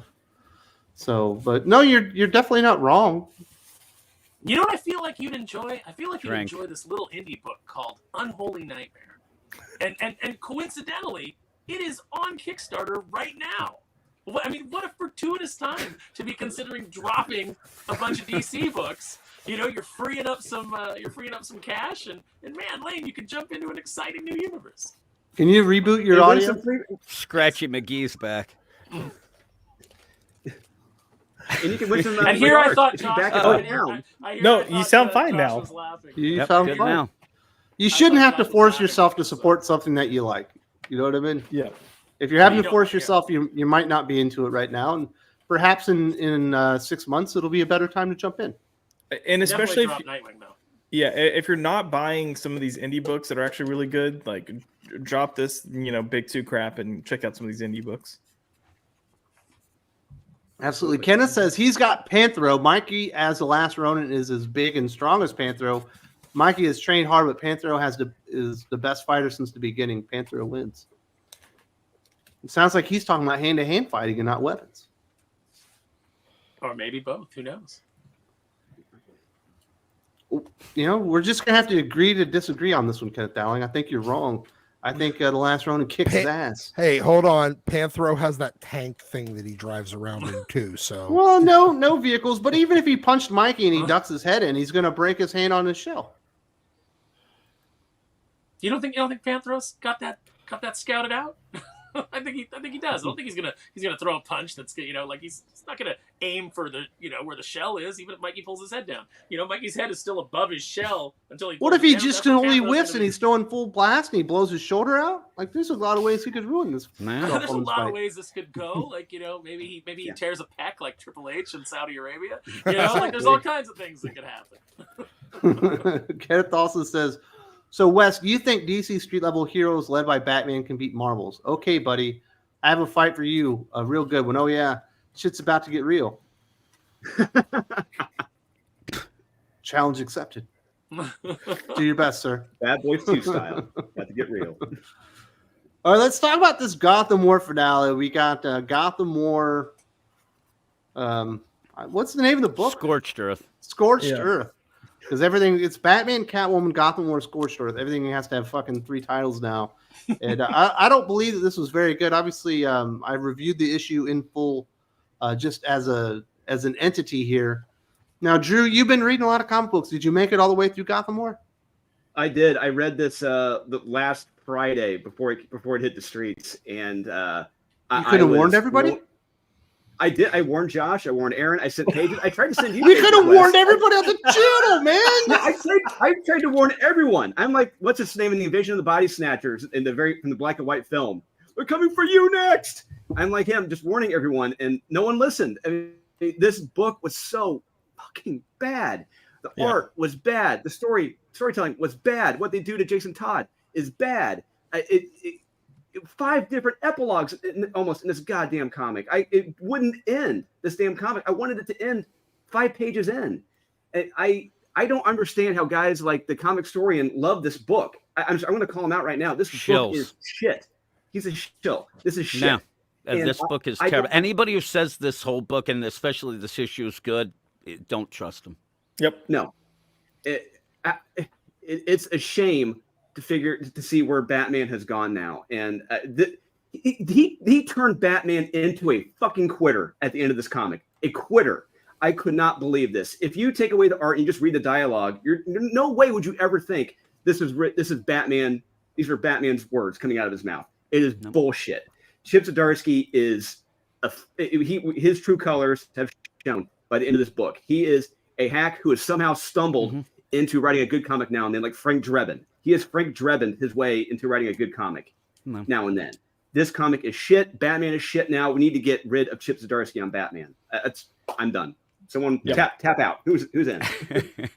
Get rid of Teenie Howard on everything as well. You might as well do that. And this whole play, like, what was this supposed to do, this Gotham War? Because you have to have some sort of concept of what this was made and why they did this. And at first, okay, it might elevate the Catwoman book, but it didn't. It ends up ruining Batman, the Bat family. Everything was bullshit. And you said that like 5 pages in, you wanted it to end, but then they couldn't shove shit at you for the next 30 to try to make some sense of a story that will never make sense and made less sense at the end. It just ended up being just terrible. And again, anybody who says that this is even a competent comic book / event just isn't paying attention, doesn't care about, actual opinions or truth. They're just ending up saying that to whatever reason, make people happy at DC, but they need to do something. And Batman at this point is just a wreck. It's a wreck of a book. I said earlier, Josh, Batman news. It has Batman news, and nobody wants to review Batman. That's bad. That is so bad. And even at a point, and Josh knows, he did so many reviews. When something's bad, that's you kind of go and you might fight with some people about it, whatnot, but you can have some fun just enjoying it on some sort of level. But when it gets so bad, then it's just depressing and you just don't want to deal with it, let alone read it, then review it. And and when you have the state of reviews right now and you look on, say, a comic book roundup and the aggregate reviews for this issue is a 5, that's crazy. That's crazy because... Yeah, it goes back to the shills that are out there. And, we've talked about this before. There are sites that have requirements that you can't give below a certain score. I'll go ahead and let you know one of the sites that gave us, I believe, a 10 out of 10 is one of those. Yep, it is. Exactly. Yep. Turn my news. But why though? Yeah, but why though? So, but I made I sent screenshots into our group chat that I'm in with Drew and Aaron, and I was like, oh, look, even the shills aren't shilling for this book. And I was like, oh, wait, there's like 3. But you saw a lot of sites that usually don't give below a 7, giving this a 3, 4, 5. So that speaks volumes right there. Anytime you can same with White Widow. You're seeing reviews actually come in. When League of Comic Geeks, I think it is, when they give something a review that isn't 9 out of 10, the best thing ever. You know that you've done messed up. I think it was in the 40s, right, Drew, on League of Comic Geeks. It's bad.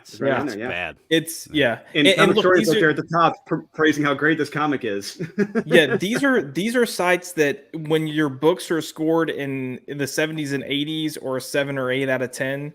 On these sites, you're already looking at it going, this is probably pretty bad, but I'll see if it's any good. And then when you see a book that's getting like 9+, you're like, okay, this could be decent.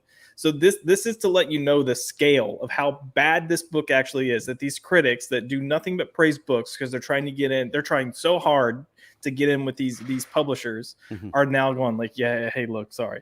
At some point we have to call this a shit and this is shit. And I like when books like this come out that, legitimately, I don't know how anybody could read this and actually say that it is, great.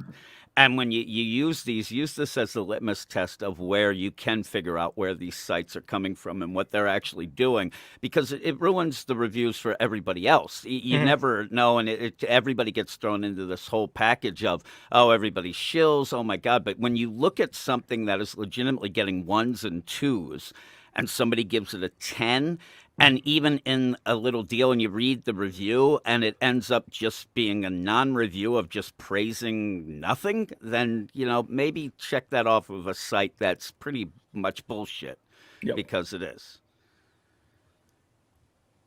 It sucked. Yeah, there was one person that gave it its head. Yeah. Oh, I think there's like two or three. It was only one. This thing was terrible. This was terrible. Well, You now read we it, know right, how Josh? how Did much you it suffer was, through this? I unfortunately did, and it was god awful. It like physically made me angry. So It was By the time we got 110 to the and one three guy gave it Jokers, a 9. I was like, One guy gave it a 9, but I looked at that guy's scores. He's never scored anything below a 9. So actually, I guess that's a 1. Yeah, it's like you know what? It's bad, and you should feel your review is bad, and you should feel bad. I love when you have reviewers where they'll give a 9.2, and that's actually below average for them. When you check out their stats, you're like, really? This is crazy. What did you think about all the epilogues, Josh? Obviously, they introduced the 3 Jokers again. The Batman's identity is about to be revealed again, and the Catwoman died but was resurrected with new powers, all in the same issue. I don't care. It was, Drew and Max talked about this last night on their channel about how people give Lord of the Rings shit about all of its epilogues, and this was somehow worse, and I completely agree. And look, this whole 3 Jokers thing, if you were bringing back your original creative team, I might show some interest, but as far as I know, they're not coming back. No. They're exclusive to Yeah. So, I do don't 3 want that. Let's do a sequel to 3 Jokers with Teenie Howard. No. Oh, No, you get burn it to the Teenie ground. Howard, Chip Zdarsky, and Matthew Rosenberg, and just call them the 3 Jokers because they suck. It just ended up just being horrible, and just throwing that 3 Jokers out there, it felt like, hey, everybody, like, we know this sucks, but we'll throw something else out that will probably suck the way we'll do it. You just end up rolling your eyes at the whole thing. Yeah, it works great when you've delivered an absolute shit story, and then you remind me of a story that was good. That really makes your book look that much better. Yeah. Yeah. And the whole, like, what was it? They called it the Bat Box, which is like the Batman computer network. Yeah. Yes. Yeah. I thought it was Catwoman cut off. at first. Yeah, sure. Cut off. Yeah, cut off. Like, he doesn't have money until he does. And Well, he and doesn't at have this point- gadgets until he But gets at them. this point, Josh, they've removed Alfred. Yeah. He has no dignity left. He has no mansion. He has no money left. He has no family left. The only thing really that he has left is he's still called Bruce Wayne. He still has the cowl and cape, and his parents still died. But other than that, everything that's like Batman has been removed from the character. He has no he lost his fans hands. left. Don't forget, his hand's gone. So Yeah, his Yeah, hand's yeah. gone. This is also the 3rd time they've done this within 10 years. Yep. Scott Snyder did it, James Tynion did it, and now they're doing it again. Like, enough with this. With a sliding Joker War scale Part 3. I just love sliding scale of writer ability. I keep love doing where- it, but with lesser creators. they have everybody and all the villains. The Rogues Gallery has all of the equipment. They're running around like assholes. And I'm just wondering, whose Robin suit was Scarface puppet? Like, where was that from? Was there some mini Robin somewhere I missed? Like, he's running around like, it's just ridiculous. It's just a joke. It was pretty much a joke. It was rough to get through. It was. That is actually Tim's late night costume, if you know That's what I his mean. late The night, after, yes. after hours Oh. costume. That's his one for Bernard. He's doing Yeah, dick ooh. puppets or something. Well, It's super stretchy. So, what do you think? What do you think her new powers are going to be, Josh? I mean, that's the big thing. What are they going to do to OP Catwoman now? I think they're gonna end up making her like the Batman Returns series. I think they're gonna have it where she has 9 lives and then probably even pull some of the Catwoman movie with Halle Berry where she's got some cat-like powers.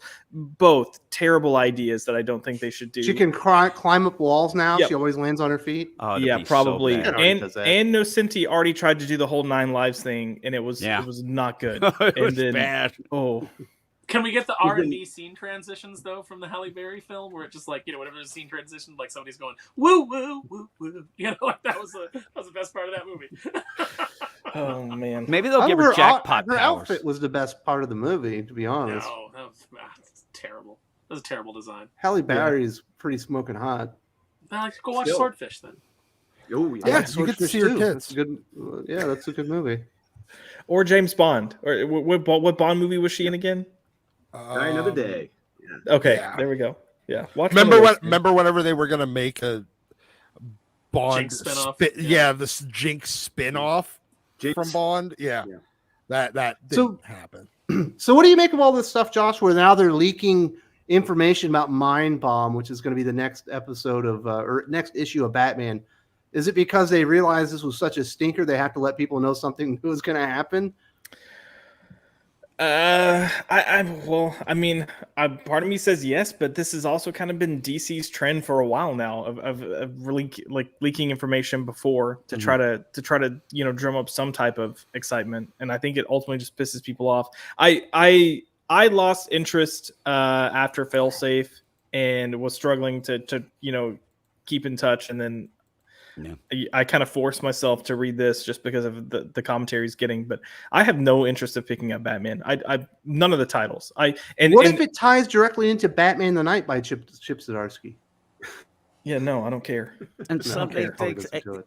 I know they're desperate because I actually they have cut me off completely. They don't talk to me. I'm blocked by, and I got an email from the PR department that actually asked me if I would maybe talk favorably about Mind Bomb, and so I wrote back legit F you. I don't even know why they're even, but I'll if it comes out and it's good, that's fine, but I could tell that is desperate. That sounds like they know they got a get stinker on anything. their hands there, Jim. Yeah, well, it does, and Marvel's been doing this more recently too, with the idea where if a series is not hitting, they'll send out an email of like, "Hey, just wait till 10 issues from now when we get this." I'm like, "What?" And they did it with the Fantastic Four book. Actually, they were doing it with that, and also some of the Lansing and Kelly stuff that they ended up sending. But this, out of nowhere, I actually thought they were giving the review copies back. I was all excited, but it wasn't that. They just said, "Can you please talk favorably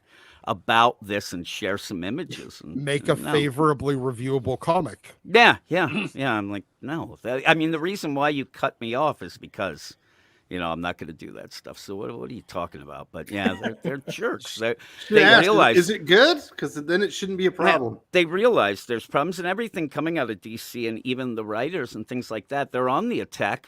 They know this shit sucks, and they have to kind of skew it another way to try to. I mean, we saw that with Tim Sheridan trying to go a different angle to maybe get some suckers to buy something. But at the end of the day, the stuff sucks, and Batman is their, tentpole deal, and the Batman book is not good right now. And some people even argued, well, we're out of the whole, Gotham War. Now Chip Zdarsky's run was already being shit on by a lot of people. It has a lot of crazy stuff going on, and nothing was really fully explained. So now we go back to Mind Bomb, and I think that this whole Gotham War is just going to really taint the whole deal. I'm kind of over Zur-En-Arr.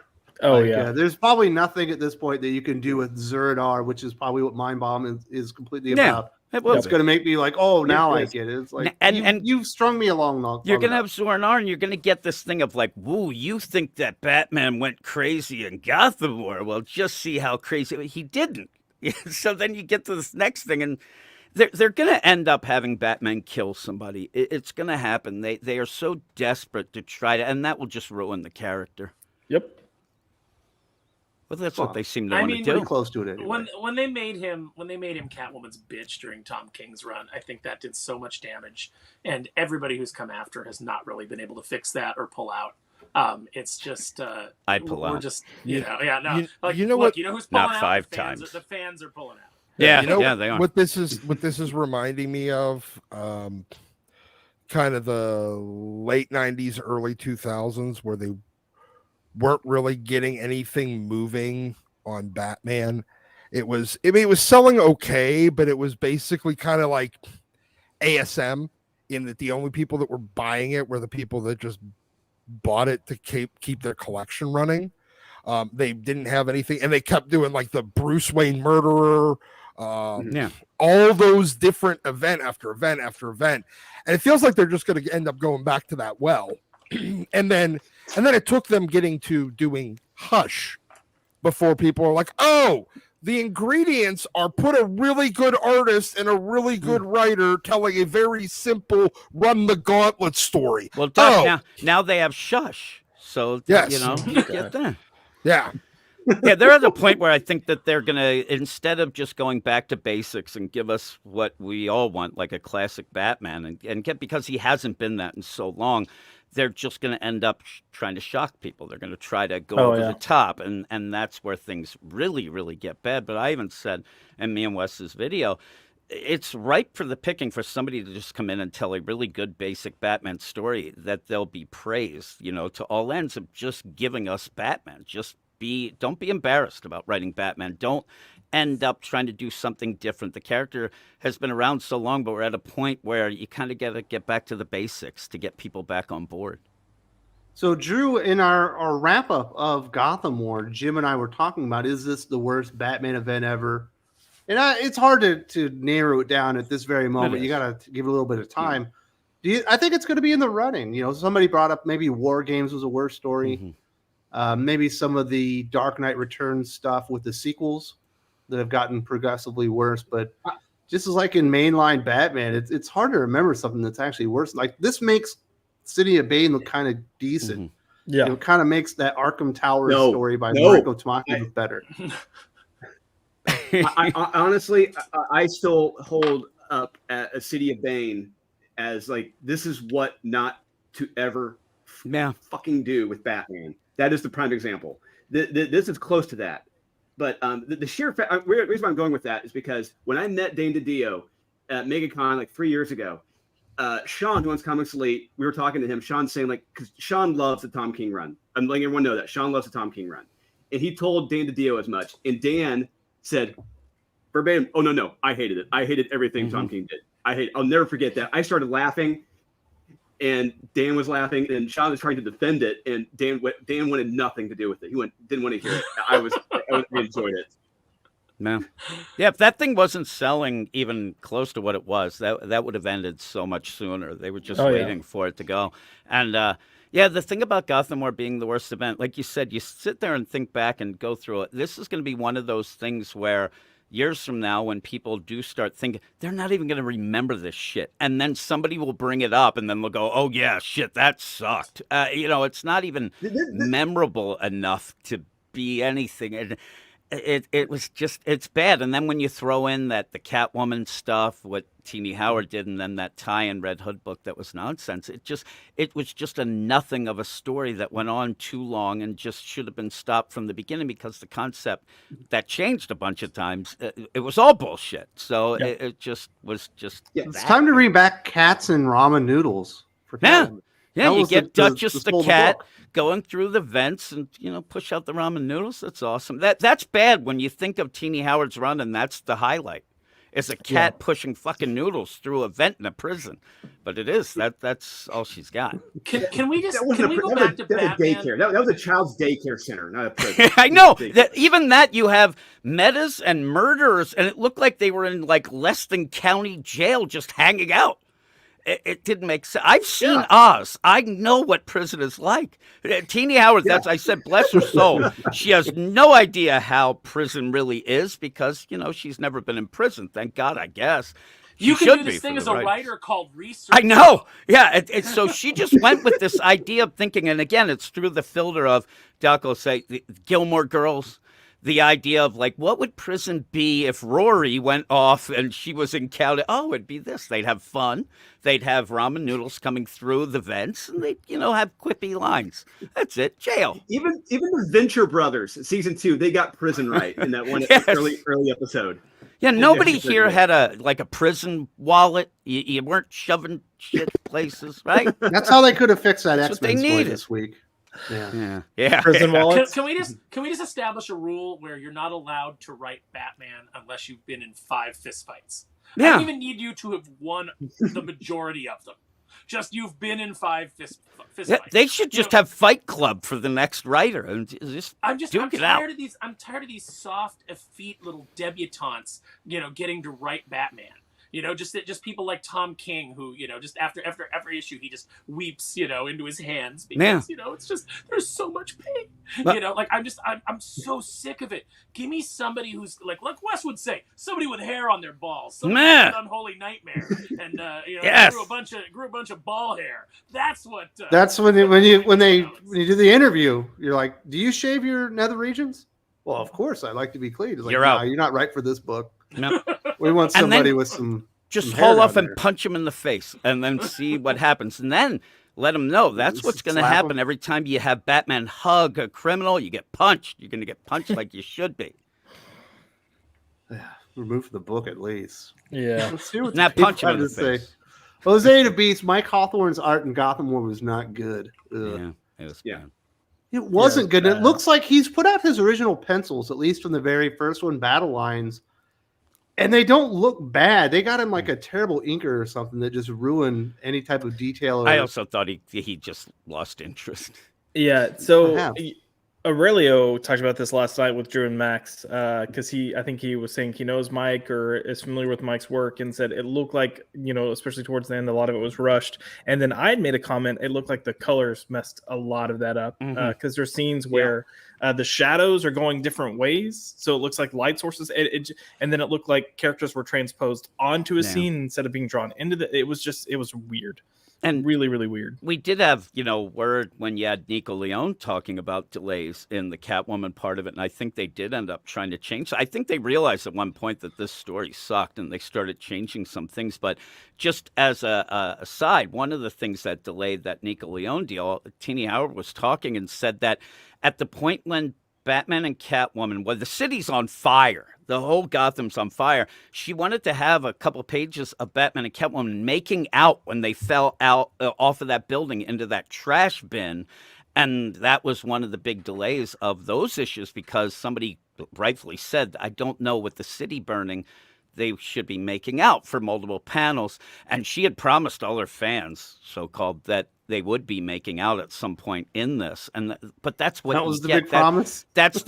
That's what the writer of this bullshit was worried about is let's have them make out while the city's on fire because they don't get any of the characters or what they actually would do or want to do. They just want to put bullshit out there. Yeah. I don't want to be part of this industry anymore. Yeah. I'm so just ready to just throw in the towel and say there's no saving this. What are we even doing? I'm not giving up. I'm here to the end. You gotta grab a hold of me, Wes, and you gotta drag me forward until I get my spirit back because it's so broken by these just absolute hacks. That is what you couldn't wait to do in this Batman story. Yep. That was what you promised. People on our Substack. Somebody sent me that. It was a big promise. Why are you being anywhere allowed near Batman at all? Like it drives me insane. The mere idea that this is the best level of talent. Batman is the only thing DC has going for it right now. They're putting all the eggs in that basket. And you hired Tini Howard. Look, I'm sure she's a lovely person. I'm sure she's really nice to talk to. I don't want to get into, I'm not attacking her personally. But her writing is garbage. Mm-hmm. And she shouldn't be in comic books. It's very clear. All right, we're not going to do back-to-back fucking tarot cards. Yeah, we're not going to do back-to-back rants here. We do have some other stuff to talk about. Nerd says, I've heard talks from indie Comicsgate people saying the superhero genre is a dead end if we're going to revitalize comics and that DC and Marvel is poisoning the well. Is that true? Are superhero comics a lost cause? I would say, Doc, it's true. I do think Marvel and DC are poisoning the well at this point. I think so. I don't know if they're a lost cause, though. It's hard to tell. I mean, as they stand right now, and without a complete overhaul and essentially a wiping clean of a good number of years of continuity, they are a lost cause.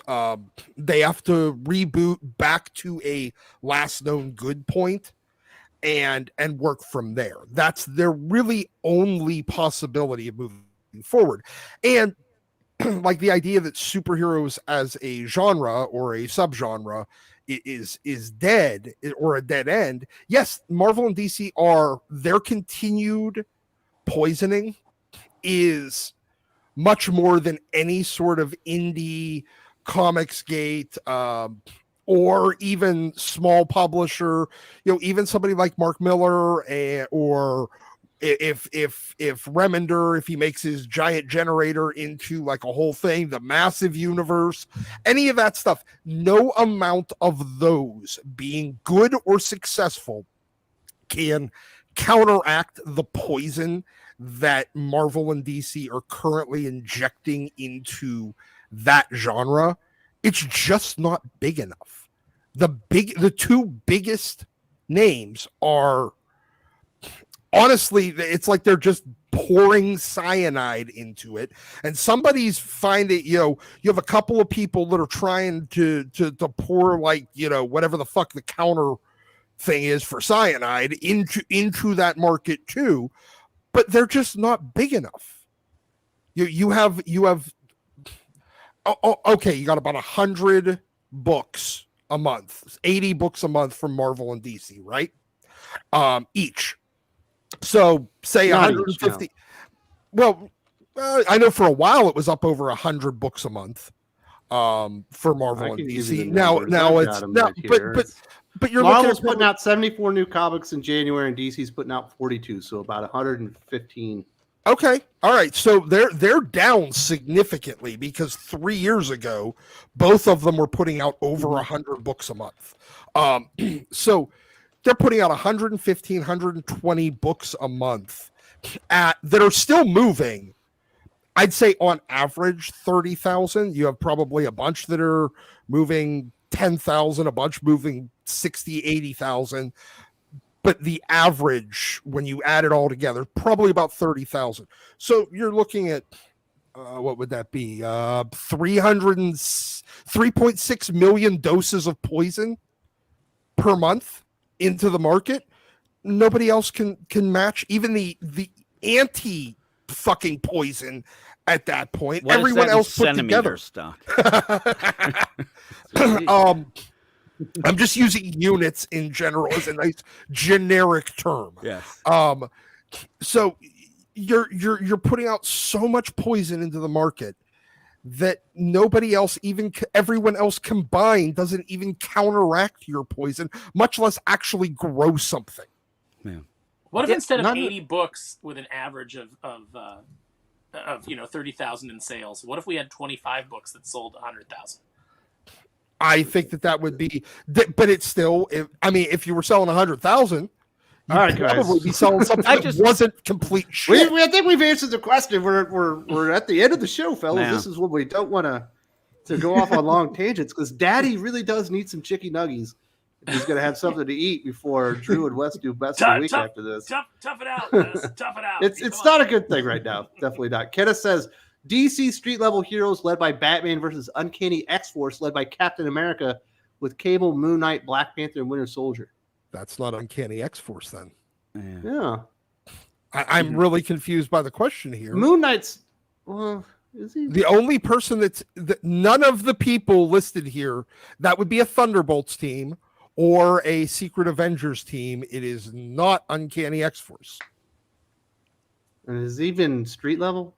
Yeah. I don't think Cable's. I don't consider Cable street level. No, I don't consider. He's a soldier, but he literally he's gone toe to toe with the Silver Surfer and beat him. Well, so's Black Panther by that logic, Doc. Got no. Back when comics were written well, he went toe to toe with Silver Surfer and won. Not when Squirrel Girl. Well, with the team that he has led, like, oh my goodness, these people. All right, they went by. But the team that he has in there, it's definitely going to be Batman in his team, because Batman would have already planned for this scenario and would have all the and all the plans in place, right, Josh? Yeah, of course. At least our version of Batman, not this version that's quitting in comics right now. He quit and he has nobody around him. Having a pity party. Batman's best friend is Superman. He'd probably go in for an assist. And then here's the thing: is Batman's team takes down this team, but then once Batman is defeated by Captain America solos the rest of the Bat family. I would say probably. And then Winter Soldier and Nightwing start al- making al- out. It's although, yeah, Because it's Don't give current him day. ideas. yeah. yeah, and they argue over who has the better ass. Yeah, exactly. Is Captain America street level since he, he's I so don't super consider him powerful? street I level. don't consider him street level. No. I consider No, I don't street either. level like not having powers. So even though Daredevil, Yeah. he's honed an ability, but he doesn't have like a superpower. Right. Correct. That's how I feel. I The Winter feel like- Soldier's also got the serum, right? Yep. yeah. And he's got a bionic arm. Mm-hmm. And He- Black Panther's all hopped up on that shit that makes him the Black Panther.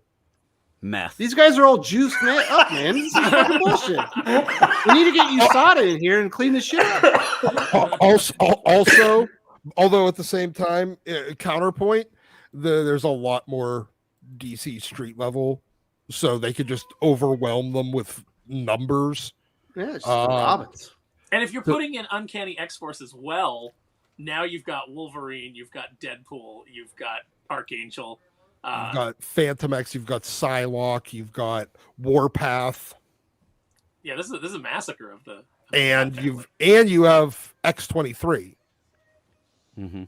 I say So- we just drug test them all, and I think that the Marvel team will get disqualified. PEDs. But HGH. with the teams that he has listed there, I guess the Marvel team likely would win, but they would be cheating because they're not really street level. Oh man, Kenneth is going to skewer us for that one. Jose Beast, did you guys hear Max Osaggio is doing the Rebel Moon comic, talking about killing your product before it releases? Who's doing the hiring in comics?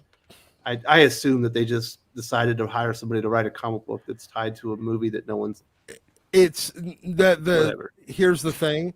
That Rebel Moon comic is going to make zero impact. It never was going to make an impact, and it never will make an impact on the success or failure of No, it's the just Rebel marketing. Moon. Yeah, it's the same as who the fuck gives a shit about who does the official Marvel Comics adaptation of whatever Marvel Studios movie is coming out this month. Those have never moved the needle on anything either. So I think this is a bit much ado about nothing. Although the first Michael Keaton Batman movie adaptation was pretty great. Back in Yeah. Batman '89. Mm-hmm. But it Batman also '89 is terrible. well not no, the 1989, first- the movie, like- the movie adaptation, The way not back. continuation. I'll tell you. but actually it had much more of a bit impact on the Batman. What was it? Shadow of the Bat or Dark Knight, whatever one that was with the 4 like cloth covers, the 4 different Right. colored covers. Oh, Legends of the To Dark answer Knight. Jose DeBeast's question here, who's doing the hiring comics? This is what I imagine happened. They said we need to get marketing out for Rebel Moon. Let's do a comic book. They went to a comic book company and they said, we want you to do a Rebel Moon prequel, and we're going to give you this much money to produce it. Mhm. And then they said, okay, we've got $4.25 left over for the writer. Who can we afford? Who can we get to work for $4.25? And it turns out, Mags was one of the people they reached out to. They I figured, imagine that's with how it all those GoFundMes, she could use the money, and there they go. Yeah. And we're all supposed to be mad about it. Remember, we're all supposed to be owned because we're all such big Zack Snyder fans, and it was the weirdest flex ever. Yeah. it's- I've been working for Zack Snyder for a year. Yeah. Nobody like they're in cares. their Nobody cares DMs about or Zack something. Snyder. Nobody cares about this book. Nobody really is talking about Rebel Moon. Gareth says, I do love Batman as a hero and character. Despite the odds, I think he alone will find a way to make it out alive because all of your beloved DC street tiers would be dead. Well, yeah, because you didn't have street level heroes, man. Yeah.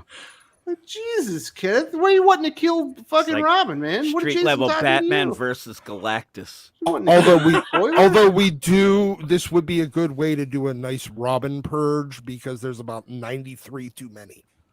Yep. You think they should do a Purge comic book but with Robins? I mean, I don't even know if you need to do a purge. You just need to get the characters back to what they're actually supposed to represent. Like You do need to do a Purge of the Green Lanterns. Yes. Get it back to No, 3 or they kinda 4. did. We just did Rebirth, and we already need to reboot the DC universe again. Like it just comes faster and faster. Like they're like, okay, we've screwed everything up. Let's reboot it all. And now let's screw it up even more. And Well, no. 2 years instead of 5. But it's because they never want to give up all the progressive choices they've made recently.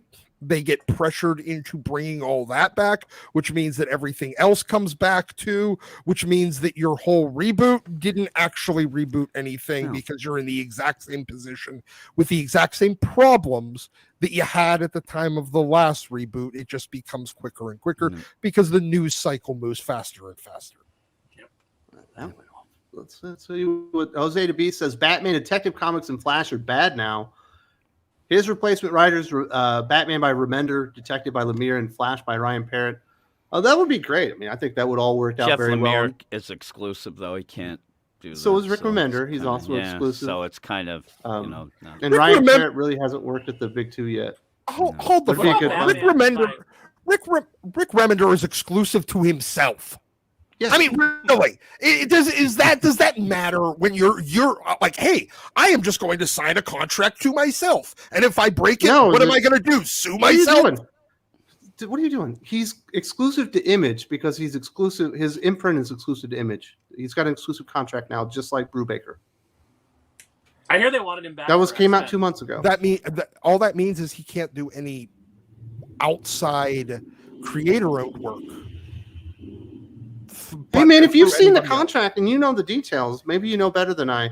But from the way I understand it, he's not going to work on Batman or anything because he's exclusive to Image now, just like Ed Brubaker is. Yeah, and Lemire.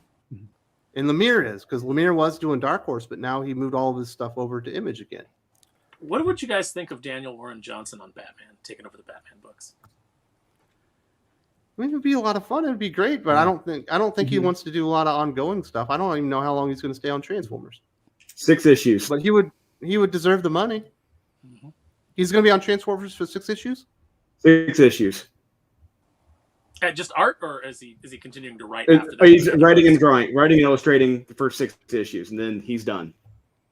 Yeah, and my hot take is I'd be cool with him on Batman, but I don't want him as the artist on Batman. No, I think that would throw people off. You guys are crazy. I love his art, but I think it would throw a lot of people off. Yeah, I don't think he's the right artist for Batman. He's not really mainstream, like a character like Batman. But, Lemire's a good writer. He would be great on Detective because, actually, this week's Detective was the best Detective issue I've read in a couple of years. But Ryan Parrott deserves a break. He should be on the Justice League or something. Yeah. Parrott was doing that's what they should get to do the Power X-Men. Rangers? Yeah. I was about to say Parrott was doing Power Rangers, right? Yes. Yep. Yeah. Absolutely. It was amazing. Well, they need somebody on X-Men because nobody wants it. Apparently. Guys, I know those guys aren't a part of Uncanny X-Force. It's a free-for-all. If you think the DC Street Clan can win, go for it. Marvel Street Tiers are powered by you and Josh. Better on him. Come on. I'm still confused. Are they just is the only reason you brought in Uncanny X-Force? It was for the name? Flash. The name. For the name? Like, they don't need to have a name. Like a street gang.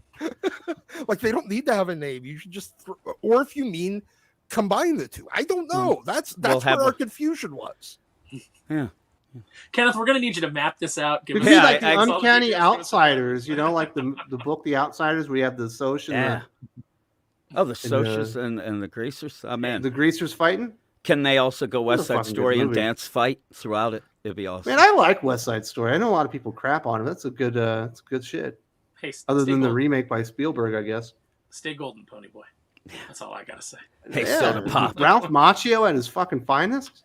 I'm on crutches. That book is great. By the way, if you guys have never read the novel The Outsiders, that's great. Go and Rumblefish. That's really good. I love S.E. Hinton. Love it. Yeah, absolutely. But you're crazy, Kenneth. You didn't even name street level heroes. Like I said, I drug test them all and get them disqualified. You crazy? You think it's a street fight? You could just bring. You're just on the street, so it's street level. Like my DC favorite street where's level, Dark Side. You can't fly. No. All right. Metron. Goodness, Kenneth. Love you, brother. We have come to the end of the road. Having a lot of fun today. I'm so excited because Missouri is playing Georgia today. We'll see if I'm still excited at halftime because this thing could go off the rails. And I hope that you all are rooting for these guys. But it's time to talk some comic book recommendations. But before that, we do have something we need to get into. Drew, you've got Unholy Nightmare #1 live on Kickstarter right now. There is a link in the video description. We're about to see the trailer again. What is the final word that you want to give to the peoples this week or on the show? If I haven't sold you on this book, if Aaron hasn't, if Josh hasn't, if Doc hasn't, if Wes hasn't, let me know whatever I can do to put you into this book right now. I will gladly talk to you on Facebook, Instagram, on my own YouTube channel. Just let me know, because I want everyone to enjoy this. If you are jaded like we are with the big two image, just how utterly bad these books are, you're going to be blown away by the quality of Unholy Nightmare. You're going to want more of this. By the time you get to the end of issue 1, you're going to want to reread it again. Like, what the hell just happened? This was a roller coaster of a ride, and I cannot wait for issue 2.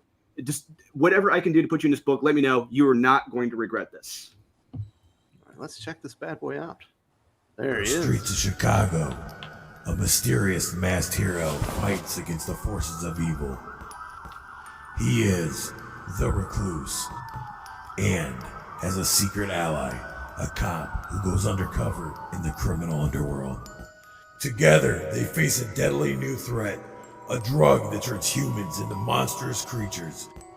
As they try to stop the drug trade, they discover a hidden realm of horrors that will test their courage and loyalty. Will they survive? The Unholy Nightmare. From the creators of the hit comic book series Born of Blood, R. Elio Mazara and Dolan Waddick, comes a new action-packed adventure that will take you to the edge of your seat. Enter a world where superheroes and monsters collide, and nothing is what it seems. Don't miss Unholy Nightmare, the comic book event of the year. And also, do not forget that if you get in and you support the comic book by Tuesday, you will be in a drawing to get 2 pieces of original art, one from Aurelio Mazzara and one from Drew as well. Absolutely. And I actually just texted our group chat. The next one, Aurelio may be working on another one for a coming week or so.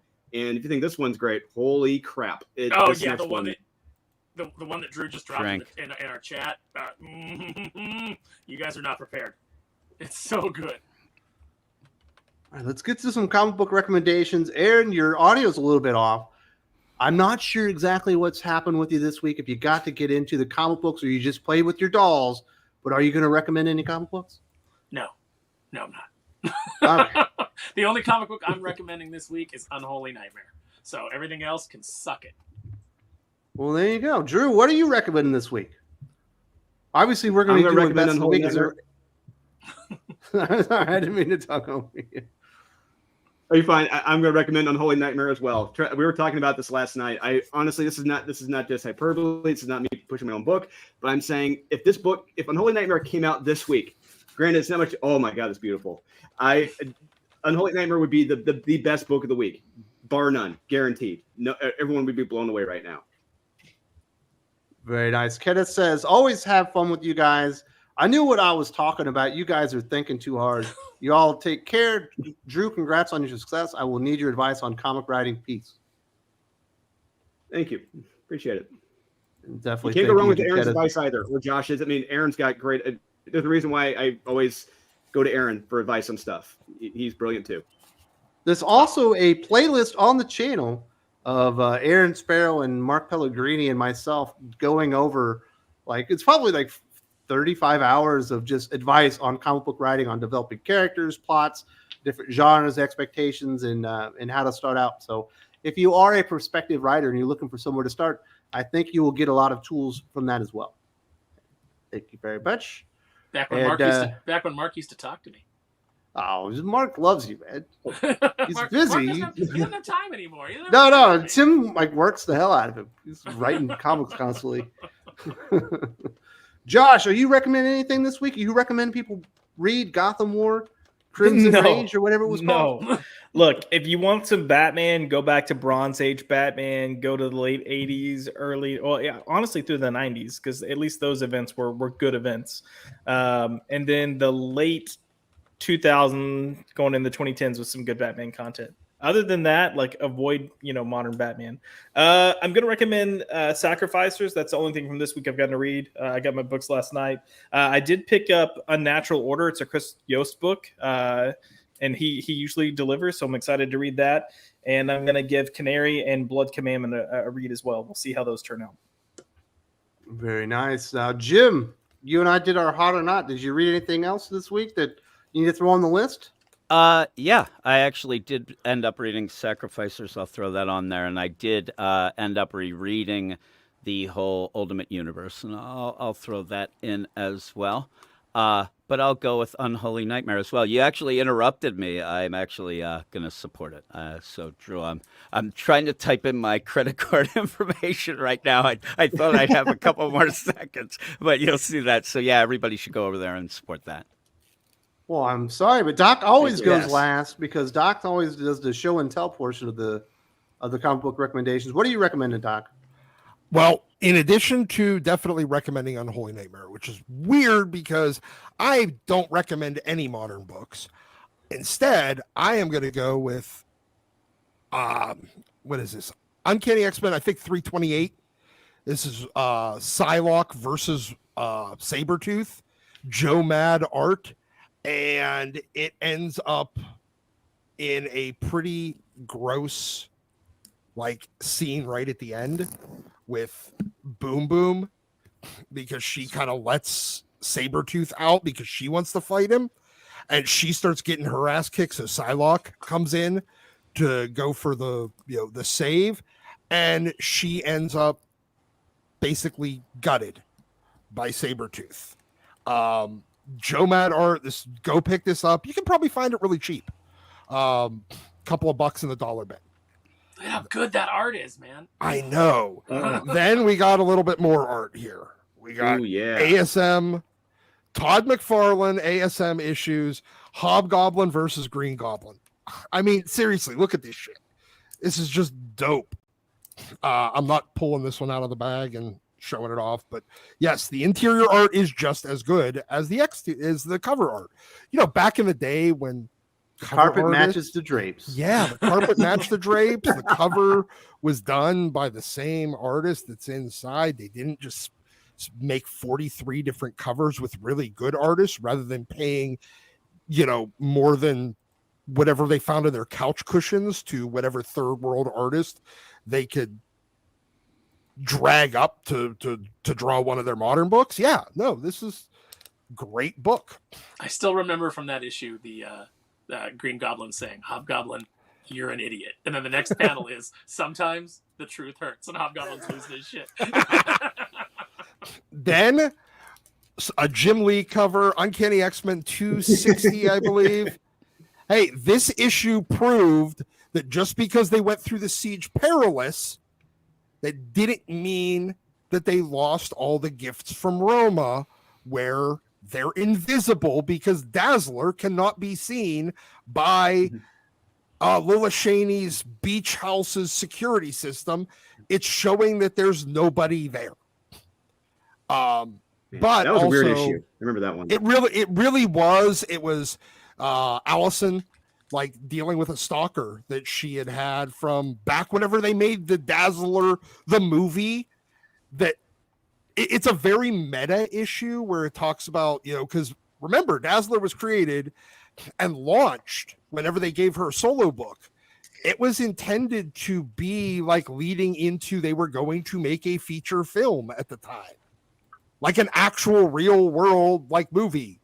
And it was supposed to be a tie together, and it never got made. It just failed. But in the comic, it was filmed, but it was never released, kind of like the Roger Corman Fantastic Four movie, and some guy that was her stalker. It was a crazy issue, but dope art. And finally, one of my favorite single issues, Life Death 2 by Claremont and Barry Windsor Smith. Ooh, yeah. And you know what? It's not the most exciting issue, but it's one of the best character introspective stories. And there's still some good action because Barry Windsor Smith, if he didn't draw action, he'd probably pull his fucking hair out. But dude, this book was so good. So go back, dig it up. Again, another relatively cheap book that you can find, but go pick it up, and you can't have my copy though. Is that signed by Stan? Yeah, it's a 9.8 signed by Stan. Wow. I don't know. Can you guys? I want Doc to adopt me.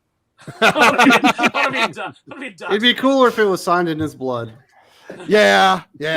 Well, if you go back and find some of those Kiss comics that Stan worked with them on, those are signed in blood.